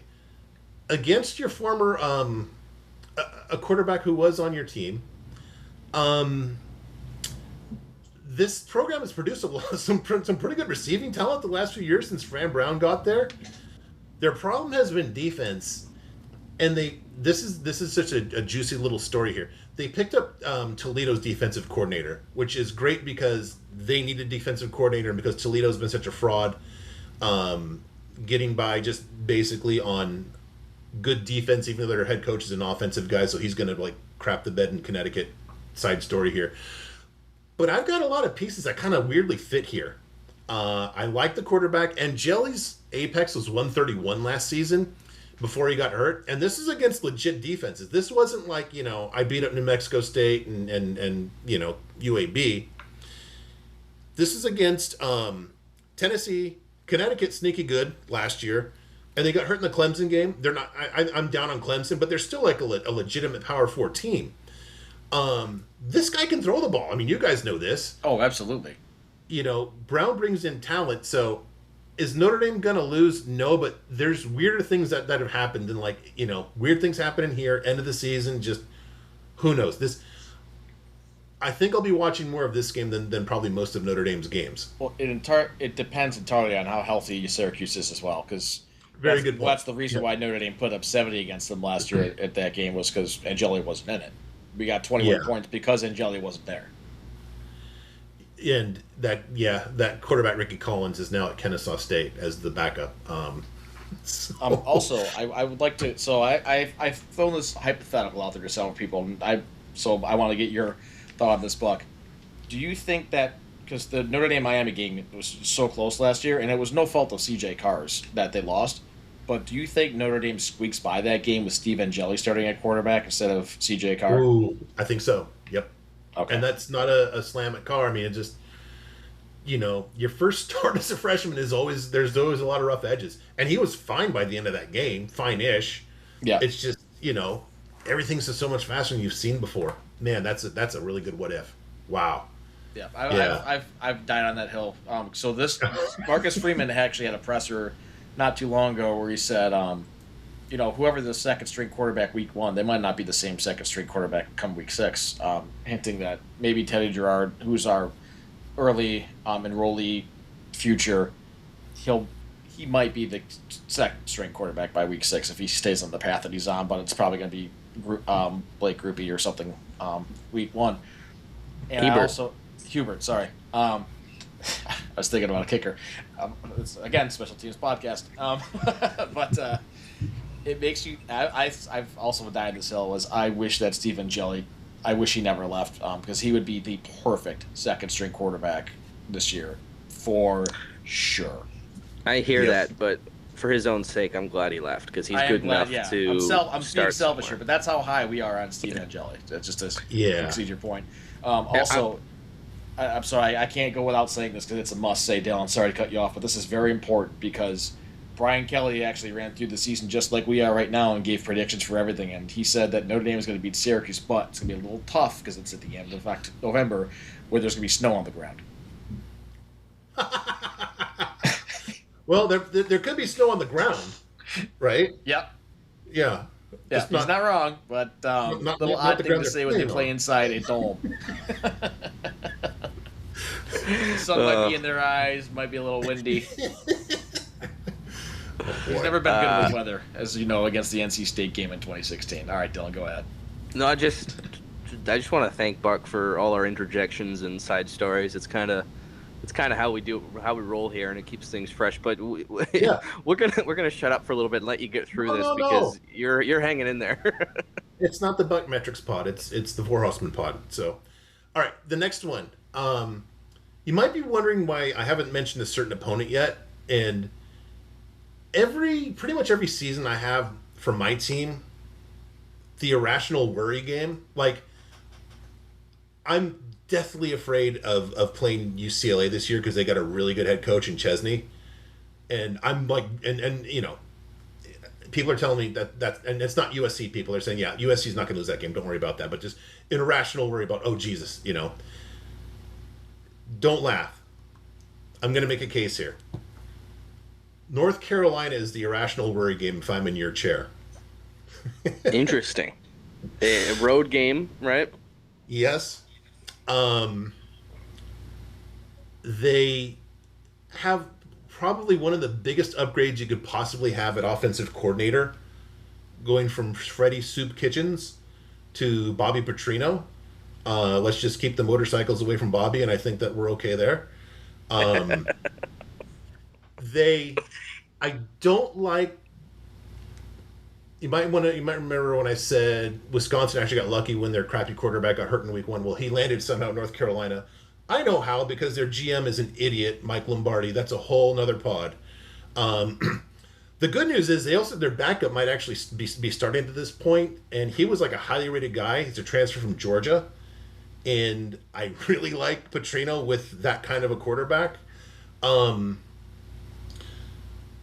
Steve Belichick, hopefully he's back by then. You know, he's on medical leave. He's actually a good defensive coordinator. He was really good at Washington, and he did a lot with very little at North Carolina last year. I think look, I was looking at just crap on the guy and just thinking he was a Nepo baby, but he's been legit in 2 shots here at Washington and North Carolina. So I kind of believe in the defense to a degree here. Intangibly, since Mike Lombardi's not with the program right now, that can only help in terms of just like the feel of the program. It can only be good. Like we saw with Arkansas last year, you know, they lost almost every game, but they were in pretty much every game except for Notre Dame towards the end there.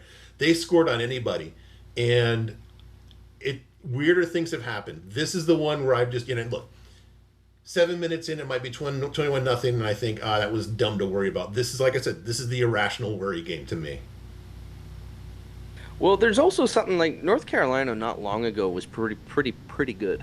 Like, there was some tough games we played against them. So I think that is a good call for a irrational worry game, because you see that logo, it's on the road. Bill Belichick is coaching on the opposite side of the field there. Like, there's a lot to be nervous about, especially if Notre Dame's overlooking all of their opponents until you get to BYU, which is kind of, you know, it's interesting because it'll set up some potential trap games early in the season where people look at that schedule and think, they're going to smash through all these people. And to your point, I think North Carolina, that might be the one.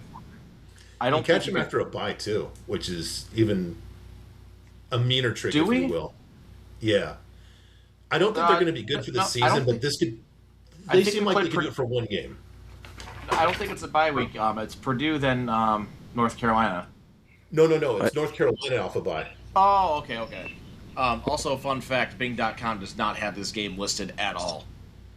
So Google +1 on that metric. I didn't know Bing was still around. When I had to reformat my computer. It's a whole thing. Just keep going. So we're in the category of like interesting angles, right? Well, this was the irrational worry game. Now, yeah. Okay. Yeah. Okay. All right. So now we're at the rational worry games. Right. Yes. So pretty clear where we got here. The first one, SMU. Let's not forget, like, they just kind of hit the ground running when they've gotten the big, you know, in the conference and or ACC, not the Big 12. I mean, Jesus, they won it the first year. They were good last year. Kevin Jennings was actually hurt. 2 years ago, his apex is 132. He regressed to a 110, but, you know, you've got a coach here. I think that's all the injury. This isn't like Rhett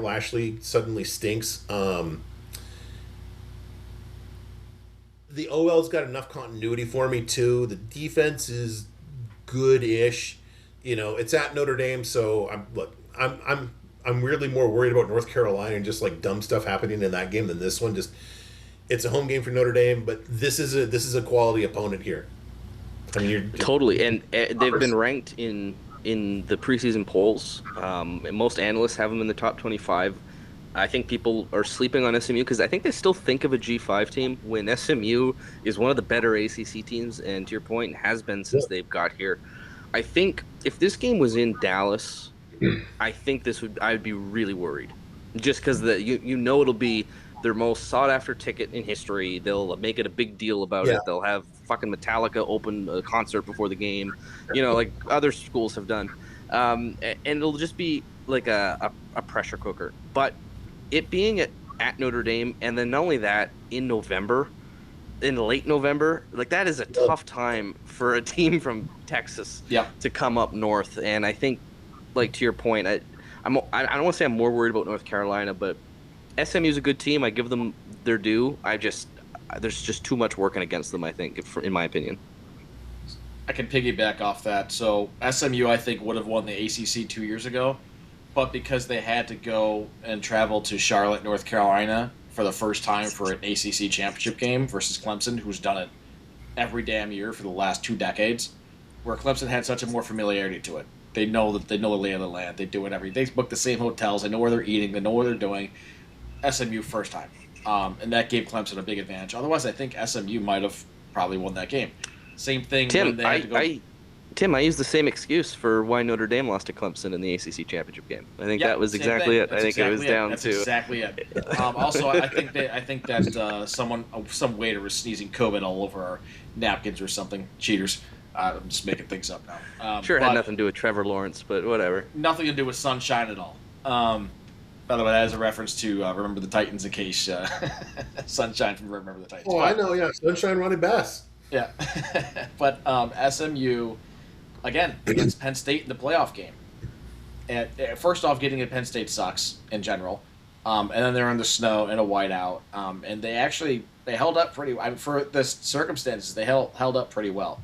I think if that's a neutral site game, it's a closer game. I do not sleep on SMU at all. I think they were a very good program, and now that their death penalty is way in the past now, and they're really making a comeback, they are going to be probably a force to reckon with in the next 5-10 years. So that game is probably going to be a ranked game. It's going to be senior day. There's going to be a lot going on that day. It's going to be a night game. It's going to be cold. So I think Notre Dame does pull it out, but I do think that SMU is on the uptrend. Yeah, to your point too, it's late in the season. They might have like focus on just like conference matters too. It's way back when we used to play at the end of November, like 2 years ago. The season was behind us except for this game. So it wasn't like, oh shit, we have UCLA next week or something. It's like this is the season ender until the bowl game. And you don't have that with SMU here. Now, granted, the next game is at Stanford, so it's not the toughest game in the world, but it's kind of a weird place if you're, and they should be. They're as good as anybody else not named Miami, not to spoil that, in the ACC. They're probably like looking at a berth in the conference title game. Yeah. I do also, but also I think that might overwhelm us because there is a Notre Dame factor, right? When you go to Notre Dame, it's a lot of shock and awe. Like this campus is beautiful, lots going on. I think all of it will be slightly overwhelming for SMU, which plays for Notre Dame's favor. But I do think they will be ranked. I don't see how they're not. And to your point about the conference title game, they don't know like which Applebee's locally is like really good versus the one to avoid. Right. Yes. They're not going to the linebacker. Actually, we should send them to the linebacker the night before. Yeah, no, that's totally good food there. You won't come out hammering at 2 a.m, I promise. All right. Anything else on SMU, or should we go to the other one here? Let's go move on. It's the big two. I think us in the audience are all excited for the breakdown. Yeah, well, I want to know which one's going to be more. Your new USC, BYU. Congratulations. You go from a Methodist opponent to a Mormon opponent. again, you host these guys. What a nice break for Notre Dame. Provo's not a place to play. We're going to Provo. We're going to Provo. Gosh. Really? Yeah. Okay. Yep. Yeah. You're right. Oh my God. Wow. It replaced USC identically, like at USC, at BYU, and the return game will be next year at Notre Dame. Yep. All right. The good news is I think there's a couple. Look, BYU was a good team last year. In the most platonic way, Bear Brackmeyer is a cute quarterback. Like, I just want to pat him on the head and say that was a cute little game winner. You know, try that in the Big Ten or the SEC. It's not going to happen. Nice numbers, apex of 109. Good for a freshman, but not something that really scares me. I really, really, really don't like that Kyle Whittingham stole their defensive coordinator and took him to Michigan. I think Sitake's a really good coach, but I think that really, really stings. You know, I don't see Notre Dame losing, but you know, this will be a good one to watch. I just don't believe as much in BYU as I think most people do in the preseason here. I haven't done my top 25 yet for Pipeline, but I'm not sure if they're going to make my top 25. Do you think that? Interesting. I have BYU winning the Big 12. Do you see that as a possibility in your scales? There's too many question marks. I'd put like Louisville ahead of them in the ACC. I have less questions about Louisville. And obviously, you know, they're all, or sorry, the Big 12. My gosh, what's wrong with me?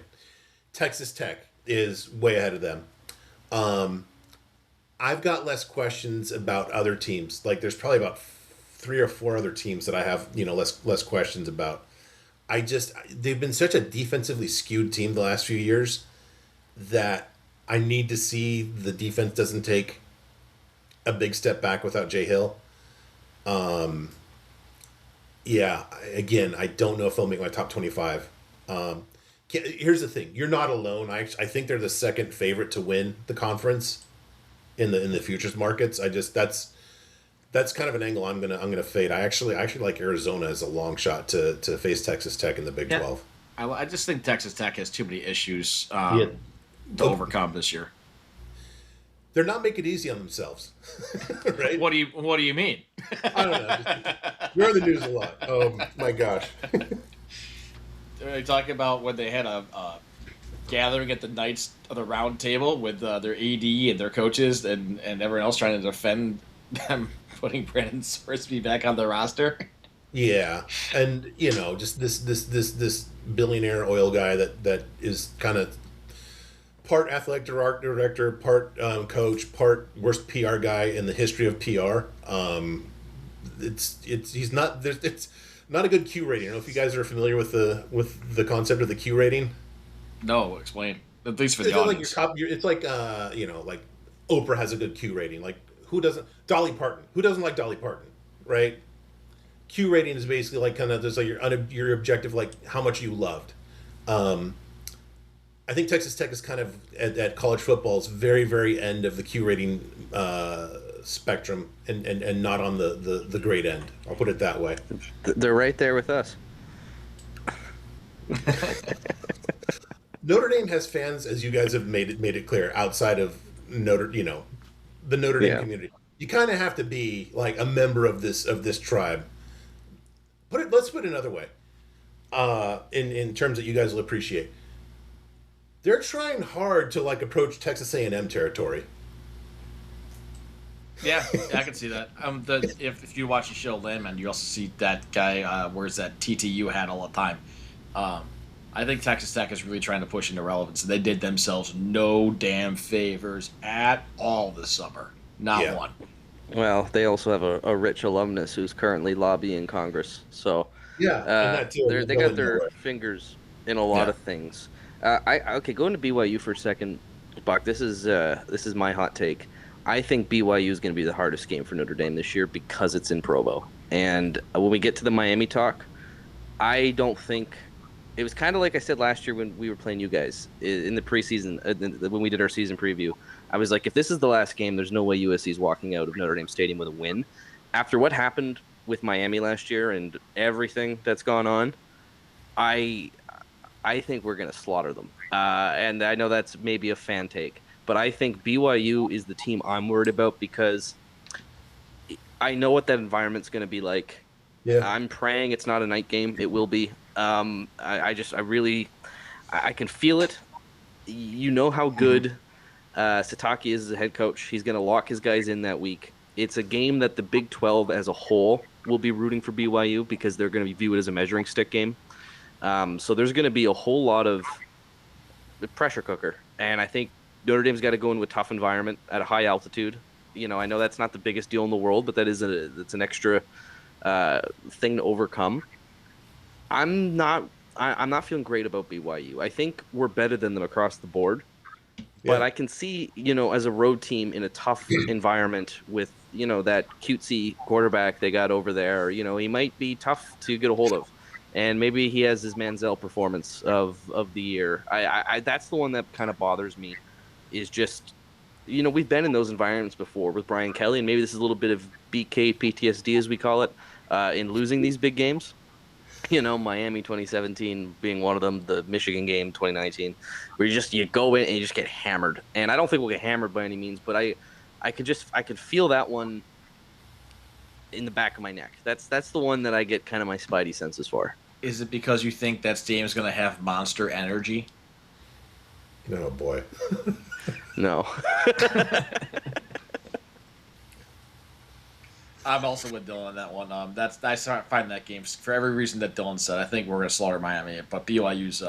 Also, did you know, Buck? Did you know that they give out free ice cream to the away team fans at the end of the third quarter? What? That was my reaction. Yeah, I'm excited.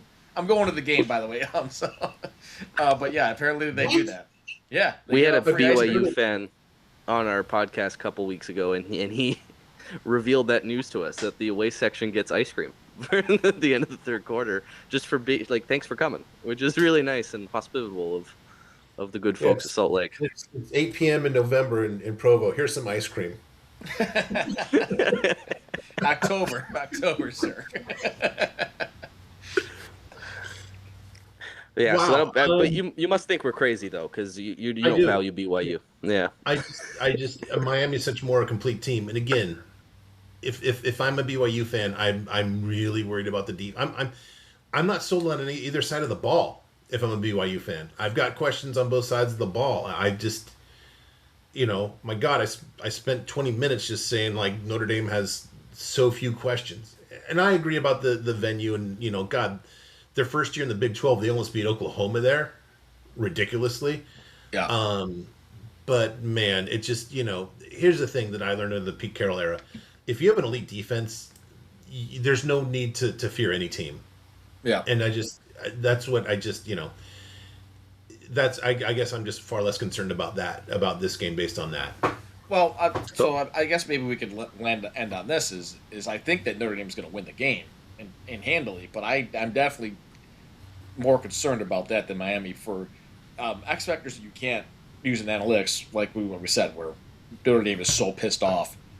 I think that Notre Dame wins by 3+ scores and pours it on, if they can, against Miami. No, okay, I think Miami's better. That's the final game, right? Should we just jump into that? Yeah, so I think Miami's the better team, and as you're going to get into, just so we're clear, it's more of a gut feeling as a fan. Yeah. But yeah, let's hear it about Miami, because I'm curious because they're a tough team. Like, some people view them as a legitimate national championship contender, top 5 team in the country, and other people kind of see them, back half of the top 10, maybe top 15. Where do you kind of stand on Miami? And they lost Bain. They lost. Yeah, they lost to. Okay, let's come back to Bain. Yes, we'll acknowledge that. I need to start with the quarterback and offense because my brain works that way, and I can't improvise. They pick up Darian Mensah, who is an obvious talent from Duke. I mean, reigning ACC champion Darian Mensah now brings his ACC crown to Miami. So Mario in Miami will know what the ACC crown looks like. They return Malachi Toney. They get Cooper Barkate, who basically was Mensah's best target at Duke, actually had a better Ryan metric than Malachi Toney. They pick up a kid, Vandrevius Jacobs from South Carolina, 356 Ryan, which is basically kind of about what Jacoby Lane had last year for reference in the SEC, and a guy Cam Vaughn from West Virginia. So you've got like an incredible influx of receiving talent here, and this isn't. He's not an elite quarterback, but he's like, I'd put him in that second or third tier if we're going through the whole country. 4 new starters on the offensive line, which usually would be a concern, but Mario is, an offensive line guy, and he's got like one of the best offensive line coaches in Mirabal, like his lifelong buddy. They do lose Bain, but my gosh, they are one of the very few teams. I will put it here. I think there's like 4 teams that basically have significantly above average talent metrics on defense. Basically saying your returning starters, your career starts, your improvement metric, and your prime starts, they're one of those defenses. So they do lose Bain, but they have basically a lot that's coming back and not him. And the thing is, I actually picked Miami, and I went out on a big limb last year, because Mario always does stupid Mario things, and I said he's not going to do the Mario thing this year. They're going to win the ACC. And the reason was Corey Heatherman. They picked him up as a defensive coordinator from Minnesota. Minnesota's defense was really elite in 2024. And you just look at it, you'd think, if this guy got like real talent, forget about it. And that's what we got. So I'm a big believer in coordinators that like that. Do you miss a Bain? Yeah. It's worth noting that Bain wasn't nearly as good before Corey Heatherman got there. Corey Heatherman can delete, Jesus. No. He can develop elite talent. And, I think that you stand a much better chance of getting something that comes close to resembling. He's not going to be another Bain, but you've been recruiting well. That's one thing Mario does better than pretty much everybody on the planet. And you've got a guy that can develop your defense now too. I'd probably make Notre Dame like a 4.5 or 5 point favorite here. Sorry, it's not 24.5 or 25. But I just don't see it breaking that way, guys. That's fair. I think you're wrong, but that's fair. Yeah, I think that's a fair line. It's worth noting Miami doesn't travel north well, the same way we don't travel south well. So Notre Dame hasn't won in Miami against Miami since like the late 70s. And conversely, Miami hasn't won at Notre Dame since 1984. They've played a good amount of games since then. Is that a be-all, end-all analysis? No, but there's going to be something to be said about a night November game kind of in that environment. And we know, Notre Dame during an afternoon game can get a little sleepy, but primetime Notre Dame game, that atmosphere is among the best in college football. So there's a lot of forces Miami's going to have to deal with that, we had to deal with last year to their advantage. I'm excited. It has a feeling, and it's a little bit earlier than my time, but obviously the very famous '88 game, Catholics versus Convicts, that was brewing all year. That was because they both played Michigan in their first game, and they both won by 1 point, and it set the tone that they're on a collision course. Miami's the defending national champions. Lou Holtz is in his 3rd year. There's something's going to go down. It kind of feels like this year. It feels like something big is going to happen in November where those two teams are going to be highly ranked. May possibly, I don't want to say 1 and 2, but it's possible they're both, kind of in that space with rankings. Because I look at Miami's schedule, I don't see a loss until they come to Notre Dame. Yeah.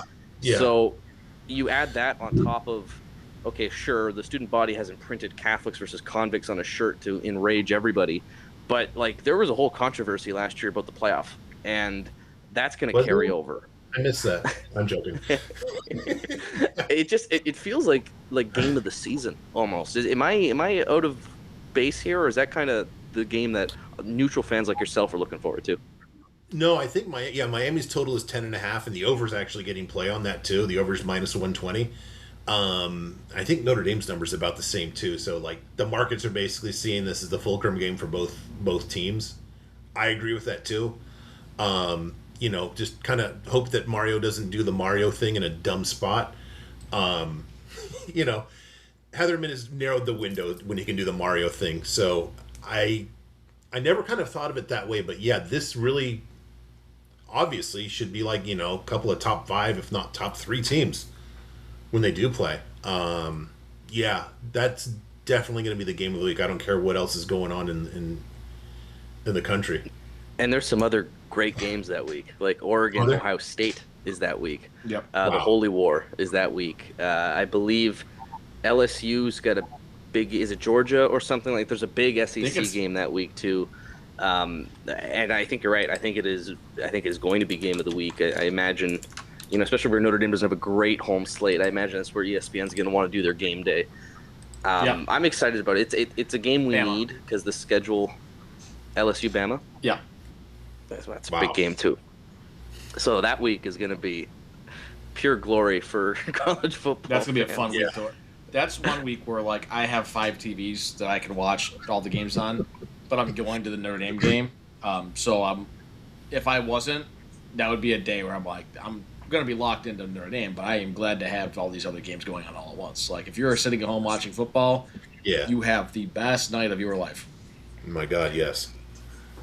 So we've gotten through the teams, and just to like run down the schedule in a chronological order, just keep everybody in the loop, because the timing of these games is part of what makes the schedule interesting and tough. Wisconsin, first game, it's Sunday, September 6th. Then it's home to Rice, home to Michigan State, at Purdue, at North Carolina. Home to Stanford in the Irish wear green game, which, that'll be another rant for another time. Then at BYU, home to Navy, home to Miami. Actually, it's a neutral site for Navy. Yeah, it's a neutral site in Foxborough. Home to Miami, home to Boston College, home to SMU, and then at Syracuse. So that's the full schedule. Buck, how would you project this season? What's the record at the end of the year? 12-0. Yeah, I'm going to. I've learned from last year, and I don't think the price is. I was going to look up on my phone, but my phone's not cooperating. I'm not going to bet Notre Dame to win the national title. I don't think the value's there. I think the real value is Jay Carr to win the Heisman, because if they go 12-0, he wins it. If they go 11-1, he has a chance to win it, unless he singularly, improbably, loses the Miami game. I think that's my Notre Dame angle. After that, depends on the matchups. Like we've seen, Indiana has a very quick ending one season, then they win the national championship the next year. Oregon gets these. They have a quick ending after winning the Big Ten because of a bad draw. So who knows? I think that at least they make the Final Four, and then after that, who knows how the other top 5 teams shake out. But preseason, I think I'm going to have them number 2 to boy, I really hate this season, to Oregon, who I hate more than anybody in the world. But I think Oregon's got the goods, man. I mean, they've been very close for the last 3 years. Yeah. So I don't blame you for putting them there. But so you're saying that Notre Dame goes 12-0. Do you think that they make the playoffs if they go 12-0? Let's talk about the committee might screw it up. They might. I don't have any faith in them. At number 4 or something. They might get a first round bye, right? I'm a little surprised Ohio State isn't number 1 for you. They seem to be the common pick for a lot of analysts, and I think I'm with you. I don't think they're the number 1 team. I think Ohio State isn't even the favorite to win the Big Ten. Yeah. I would have Oregon, but I also think Indiana might hang around. People, I think, dismiss them pretty quickly. I would never dismiss them. It's interesting that you see that. Maybe you're hanging out with a different kind of person than I am on Twitter. I see a lot of people just assuming that, I'll put it this way.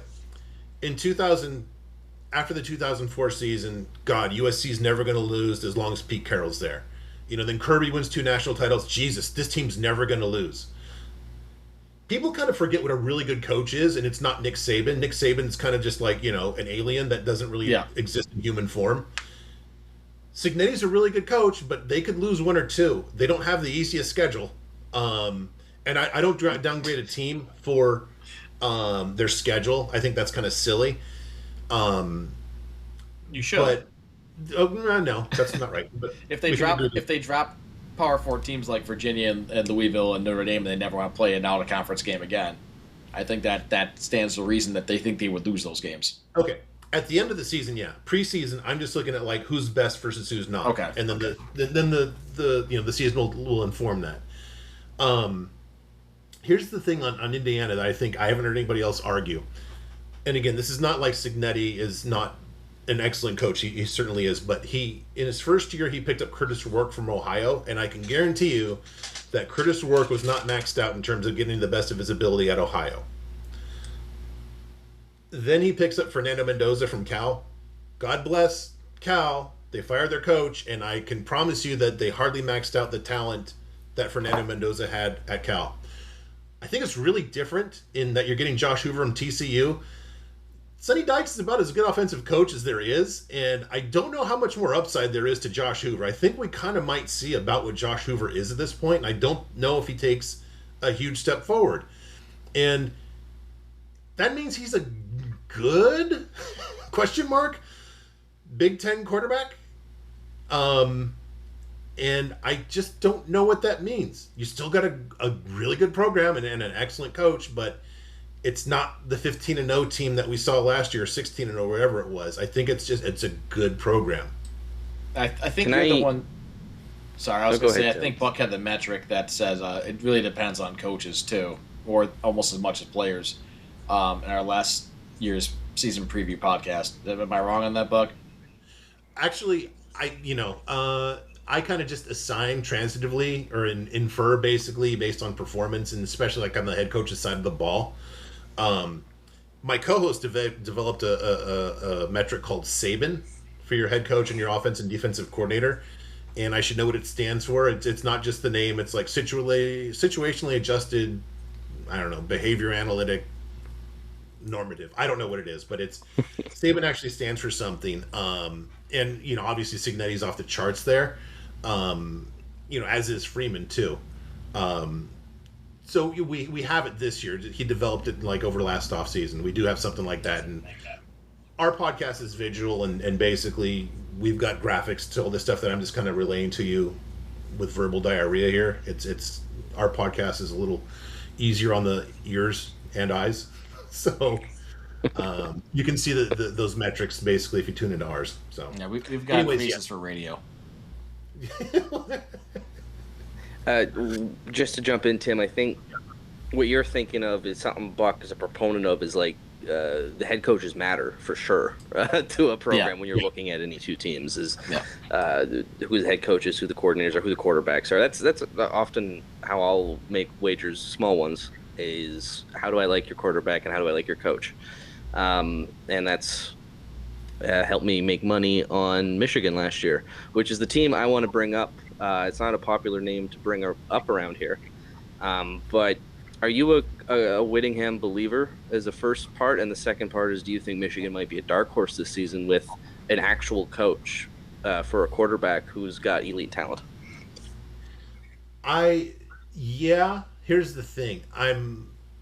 Like I said, I like that he stole BYU's defensive coordinator, just a kind of a gangster move. I need to see Jason Beck, the offensive coordinator he took from Utah. I just need to see if he is Big Ten caliber. This guy's kind of been at the lower level, not lower. He's ACC and Big 12, and it just so much of analysis eventually hits to this kind of cement post. The Big Ten has the best pass defenses in the country, and a lot of stuff works elsewhere that doesn't work in the Big Ten.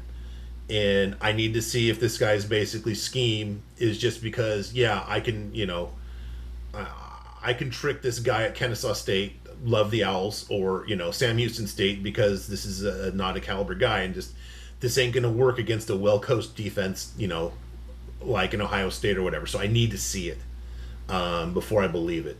It can happen, but, and the other thing, too, is wasn't really impressed with Bryce Underwood last year. Now, he loses that crap offensive coordinator he had. Good luck with that, Missouri. Just enjoy that. But, I have bad news for Dave Portnoy. Underwood was not the best freshman in the history of college football last year. I think Bad that noise the backup is going to take over that job from him halfway through the season. What? What'd you say? Who's the new kid that's in the Michigan? I don't think he finishes the season as a starting quarterback. That's a hot take. I was going to say any bad news for Dave Portnoy is good news for everybody else.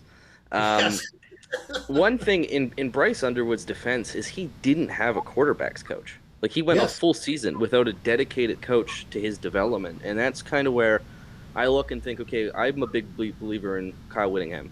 I think he's a great coach. If you could tap into that potential and deliver an offense that's actually suited for Bryce Underwood, I could see Michigan maybe being a bit of a dark horse in the conference. And the reason we're talking about the Big Ten Conference, not just because you're in it, is because, let's face it, the Big Ten Conference is kind of the new SEC. That's the conference now. That's where the crown is for 3 years now. It is. And the SEC, I do think, is better in the middle and bottom, like people say. I do buy into that a little bit. But the Big Ten's way better at the top. And I would put Notre Dame in that category, too. I think you add Oregon, Ohio State, Indiana, Notre Dame, Miami, even in this category. I would take them, I think, over all those SEC teams right now.